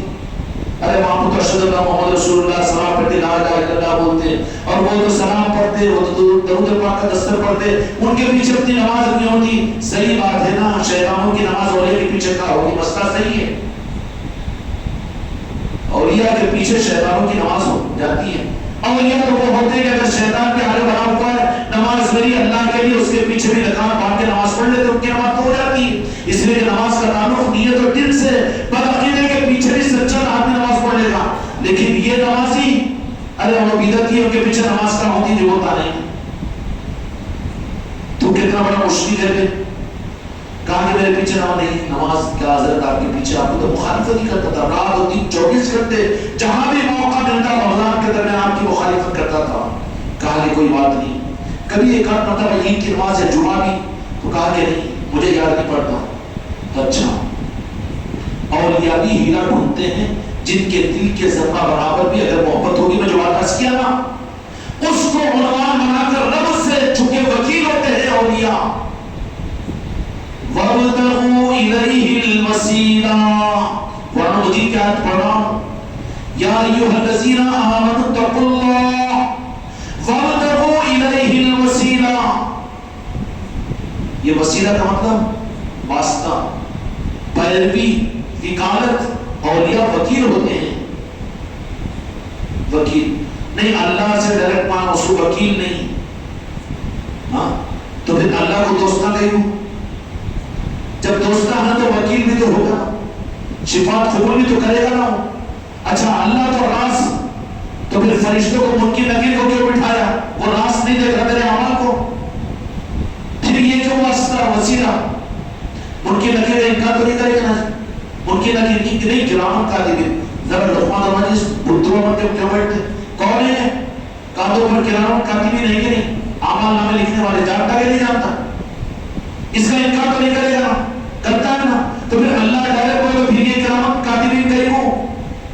نہیں، خدا کا نظام ہے، خدا کا نظام ہے، خدا کے نظام کا انکار مت کر۔ ایسے ہی اولیاء کو اللہ تبارک و تعالیٰ نے فرمایا یشفعوا عنده الا باذنی، کہ ان کو میں اذن دے دوں گا، وہ شفاعت کریں گے جن کی چاہیں گے وہ۔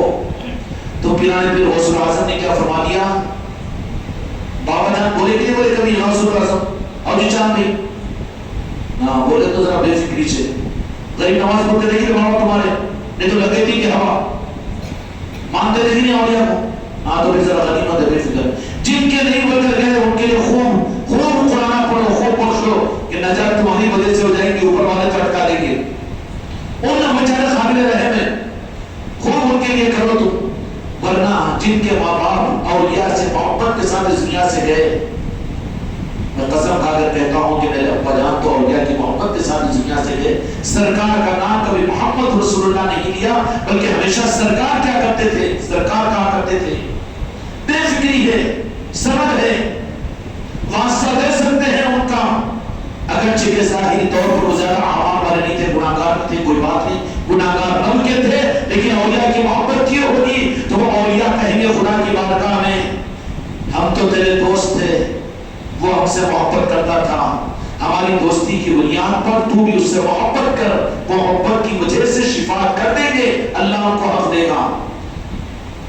تو کیا ہوا؟ تو پھر اس بچے کو بلا کر کہا، کام آ جاتی ہے نسبتیں، باپ مخالف ہو، دادا مخالف ہو، لیکن بچے اگر وابستہ ہو اولیاء سے، اولیاء کی محبتوں سے، تو ان کے والدین کو بھی یہ چیزیں کام آ جاتی ہیں۔ پیرانے پیر غوث اعظم نے کہا کہ کبھی عید کی نماز پڑھ نہیں سکتا، تو بولے کہ کبھی ہماری خانقاہ کے اندر بھی داخل ہوا ہو، ذرا جھٹکا لگا، بہت غور کیا۔ اس بچے نے کہا کہ سرکار ایک مرتبہ مجھے چڑکی مار کر بلانے کے لیے میں لنگر کھا رہا تھا، اور اس وقت میرے کو لے جانے کے ارادے سے چڑکیوں کدھر پھنس گیا تو کہ وہ کون سی پیر مریدی کہیں کو خالی تو بھی کیا اللہ کافی نہیں ہے، کہ دین شریعت کافی نہیں، قرآن اپنے پاس میں نہیں ہے، کیا کلمہ اپنے پاس میں نہیں ہے، یہ کیا پیر مریدی کے چکر میں ایسا چھڑکانے کے لیے اندر آیا، مگر تھی بریانی کی بڑی خوشبو۔ پیرانے پیر کا لنگر بھی بڑا عجیب و غریب ہوتا تھا، اس لیے جو آ کر کھا رہے ہیں غنیمت سمجھو، وہ غوث پاک ان کو بلا رہے ہیں، ان کے ساتھ میں نفرت مت کر اللہ کے واسطے۔ سمجھ آئی بات؟ بیان مجلس میں نہیں آتا ہوں خالی کھانے کا، بالکل نہیں بولنا، کیوں کن کی نسبت پر آیا ہے، وہ ان کا مہمان ہے، انہوں نے بلایا ہے۔ کہنے لگے کہ ایک مرتبہ آیا تھا مجھے چھٹکیاں مار کے لے جانے کے لیے، اس لیے اگر باپ دادا مخالفت بھی کرے تو گمراہ مت کہو، بلکہ کوشش اخلاق کے ساتھ دے کر ان کو بھی کبھی نہ لینا، خانقاہ کو کام آ جائے گا ان کے لیے بھی۔ تو کہا کہ ایک مرتبہ بلا جانا، لیکن ذرا خوشبو زیادہ تھی بریانی کی، بکروں کی بریانی پڑتی ہے بڑے پیر کے پاس میں، اور آج بھی بغداد شریف میں سال کے 12 مہینے بکروں کی بہترین بریانی، اور روزانہ 300 گھروں پر اس لنگر خانے سے پہنچتا ہے کھانا۔ بغداد کے اطراف خانقاہ کے 300 آدمی اپنے گھروں میں رات کا کھانا پکاتے نہیں ہے، لنگر بڑھتا ہے۔ ہمارا یہ لنگر تو کیا ہے، ان کی نوازش ہے، یہ تو ہم خود کھا لیتے ہیں، لیکن خدا ان لنگروں کو ایسا بنا دے، ان کی مرضی کہ یہاں سے لوگوں کے گھروں پر لنگر پہنچے۔ پیرانے پیر غوث اعظم دستگیر، اور آج بھی ان کا لنگر چل رہا ہے۔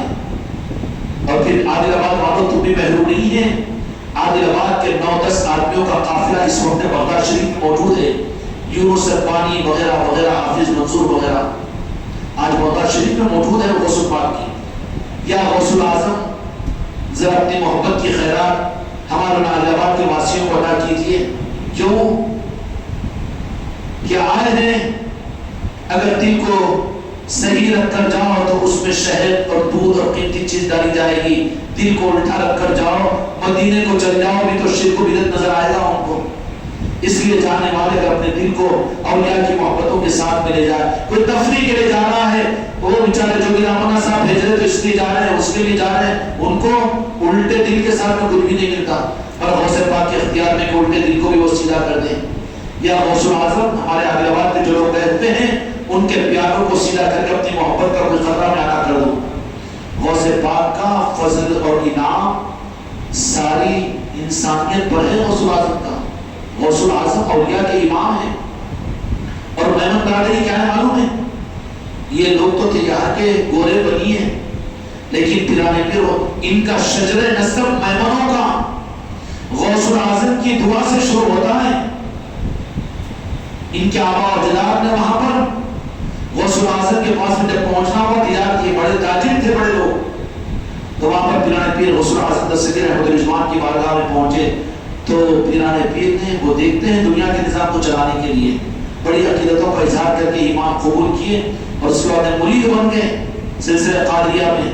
تو کہا کہ دعا دعا دعا دعا، پیمانہ بڑی دعا کراتے۔ تو غوث اعظم نے 3 دعائیں دی، اللہ تمہیں حسن سے بھی مال سے بھی نوازے اور تمہیں حاجی بھی بنائے۔ یہ تین دعاؤں کا اثر آج بھی ان میمنوں کے اندر میں ڈاکٹر انگلش میں محسوس کرو تو میمن ہے تو ہوگا نا، کہیں بھی محسوس کر لو. ایک تو ظاہری حسن بھی ہوتا ہے، دوسرے مال بھی ہوتا ہے، اور وہ لوگ حج کے بھی بڑے پابند ہوتے ہیں. یہ غوث اعظم کی دعا کا اثر ہے میمن برادری پر. اب بیچاروں کو اللہ توفیق دے، لیکن میمنوں کی اکثر کثرت اولیاء سے محبت کرنے والی ہے. اب یہ ہر محلے میں گھوڑا تو رہ ہی جاتا ہے، نئے نئے چیزوں کے اثرات کو محسوس کر کے شرک و بدعت کے اثرات تو پڑ جاتے ہیں، تو وہ زیادہ فکر کی بات بھی نہیں ہے. لیکن یہ میمن ان کی شروعات ہی پیرانے پیر غوث اعظم کے فیض سے ہوئی ہے. یہ بات ایک میمن صاحب کے سامنے اتنا پہ آنکھیں کھوتی ہو، بولا پڑھو اپنے آبا و اجداد کی تاریخ کو، پتہ چل جائے گا. جھوٹ ہو تو مجھ سے پوچھنا. کیوں کہ سارے ہر جگہ کی چابی ہے ہمارے پاس میں، یہ ساری چابیاں سنبھال کے بیٹھے ہوئے ہیں. تو خیر اس بچے نے کہا کہ آئے اس دن لنگر چل رہا تھا، وہ مجھے بلا کر ہر جھڑ کر کے لے جانے کے لیے تیار ہوئے، لیکن اچھا لنگر دکھا تو چپ کے سے آگے بیٹھ بھی گئے. بولے ہاں بیٹھ، میرے لنگر پر کھایا بھی؟ ہاں بالکل کھایا. جاؤ مجھے نہیں فکر. انہیں کو کہہ دی پیرانے پہ غوث اعظم جاؤ بیٹا کوئی بات نہیں کہ ہمارے لنگر کا ایک لقمہ تیرے باپ کے اگرچہ کہ وہ مخالف تھا، ہم کو گالیاں دیتا تھا، یا اللہ معاف کرے اولیاء کے ساتھ گستاخی بہت بے ادبی کی بات ہے، بے ادب تھا ہمارے لیے، لیکن اس کے باوجود ہمارے لنگر کا ایک لقمہ اسے پیٹ میں اگر گایا ہے تو اللہ کو ہم منوا لیں گے. چلا گیا وہ، سو گیا. رات نے بشارت میں، یہ تاریخ کی مشہور کتابوں کا واقعہ بول رہا ہوں، ادھورا واقعہ نہیں ہے. رات میں باپ پھر خواب میں آیا بڑا بہترین، ایسا واسطے کیا ہے کہ آدمی مجھے غوث پاک کی حکم دیے یہ پہن کے جاؤ، ابھی تک نہیں پہنا 7-8 سال میں. یہ مسئلہ بولے کہ انہوں دیے سے تھوڑی ہے، ہم دیے سو ہے. بولا آپ دیے سے تو وہ تو جس طرح کو چپکا لیتا ہوں. یہ مسئلہ میرے پاس میں 12-13 سال سے رکھا ہوا ہے، لیکن نہیں پہننا تھا، وہ دلی والوں کا دیا ہوا. اب ان کے چلیے تو اپن یہ کہیں کو رکھنا. لیکن آج نہ غوث پاک نے فرمایا کہ وہ تھوڑی دیے تھے، وہ تو ہم دیے تھے تم کو. بولا کہ سرکار آپ کی مجلس میں آج وہی پہنوں گا. تو پھر بہت چمتے چمتے جنت کا لباس پہنا. باپ آیا، باپ اگر بیٹا تیرا شکریہ تیرا شکریہ تیرا شکریہ. کہ کیا ہوا؟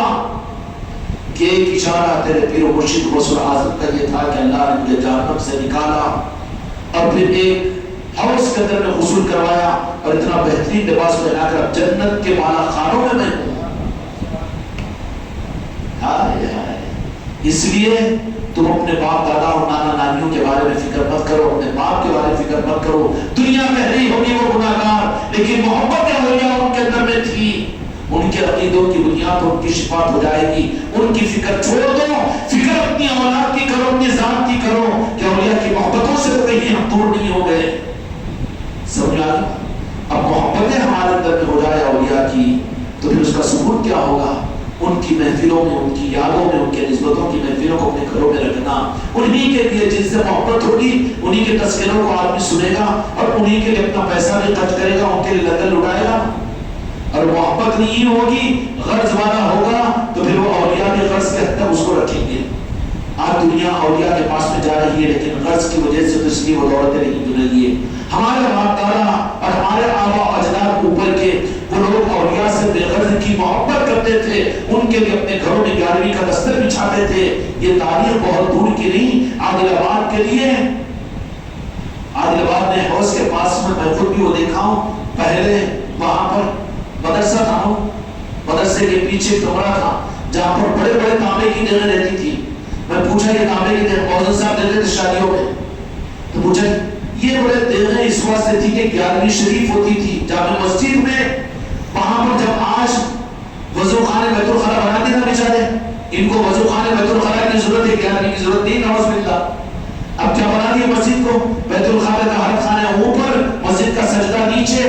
گستاخ ہے، بے ادب ہے. اور وہی جگہ پر اس زمانے کے اندر میں تو میں نے مولانا صاحب سے پوچھا، شیخ فرید صاحب سے، کہ یہ کیا تو بولے کہ یہاں پر 11ویں ہوتی تھی، یہ دیکھا 11ویں کے لیے ایسا ہے. تو بولے کہ کہاں ہوتی تھی؟ تو بولے کہ وہ جہاں مدرسہ تھا نا، ٹین کا شرٹ بنگلور کا، دیکھے آپ لوگ بھی دیکھے کہ نہیں دیکھے؟ تم لوگوں نے دیکھے؟ کھایا تو نہیں میں، مگر بولے کیونکہ ہم کو زیادہ دوسری ہوا لگی تھی نا گلی گلی گھومنے کی. گھمایا غریب نواز غوث اعظم نے تو بعد میں پھر پکڑوا دیا. اب اب ضرورت نہیں اسی پر مریں گے ہم، ہمارا عقیدہ محفوظ ہے.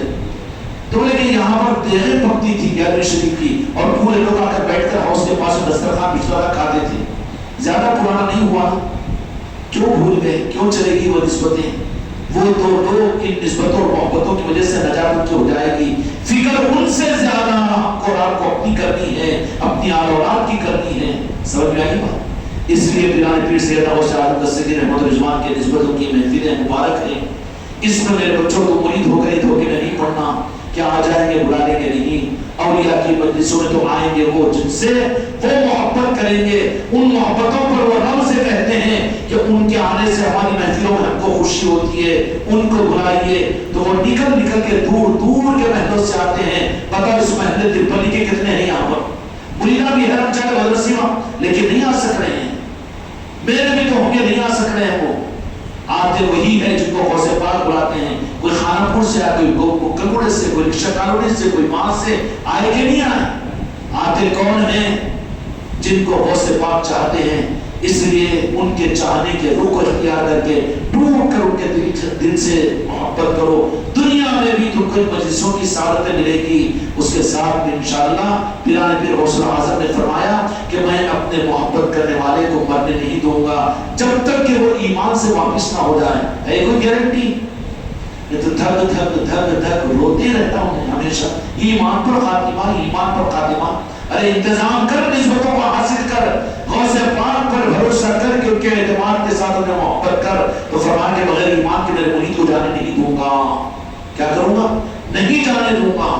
اس لیے ان کے بارے میں فکر کی بات نہیں ہے، فکر تو تمہاری میری ہے. اس لیے میرے بچوں ان کی محبتوں کے اظہار کے لیے اپنے دوست احباب کے ساتھ، اپنے بیوی بچوں کے ساتھ ان محفلوں کے اندر میں رہو. انشاءاللہ یہ محفلیں چلتی رہے گی. جمعہ کے دن مرکزی مجلس ہوگی اور اس دن عشاء کی نماز کے بعد میں پھر تبرکات کی زیارت کا موقع بھی ملے گا.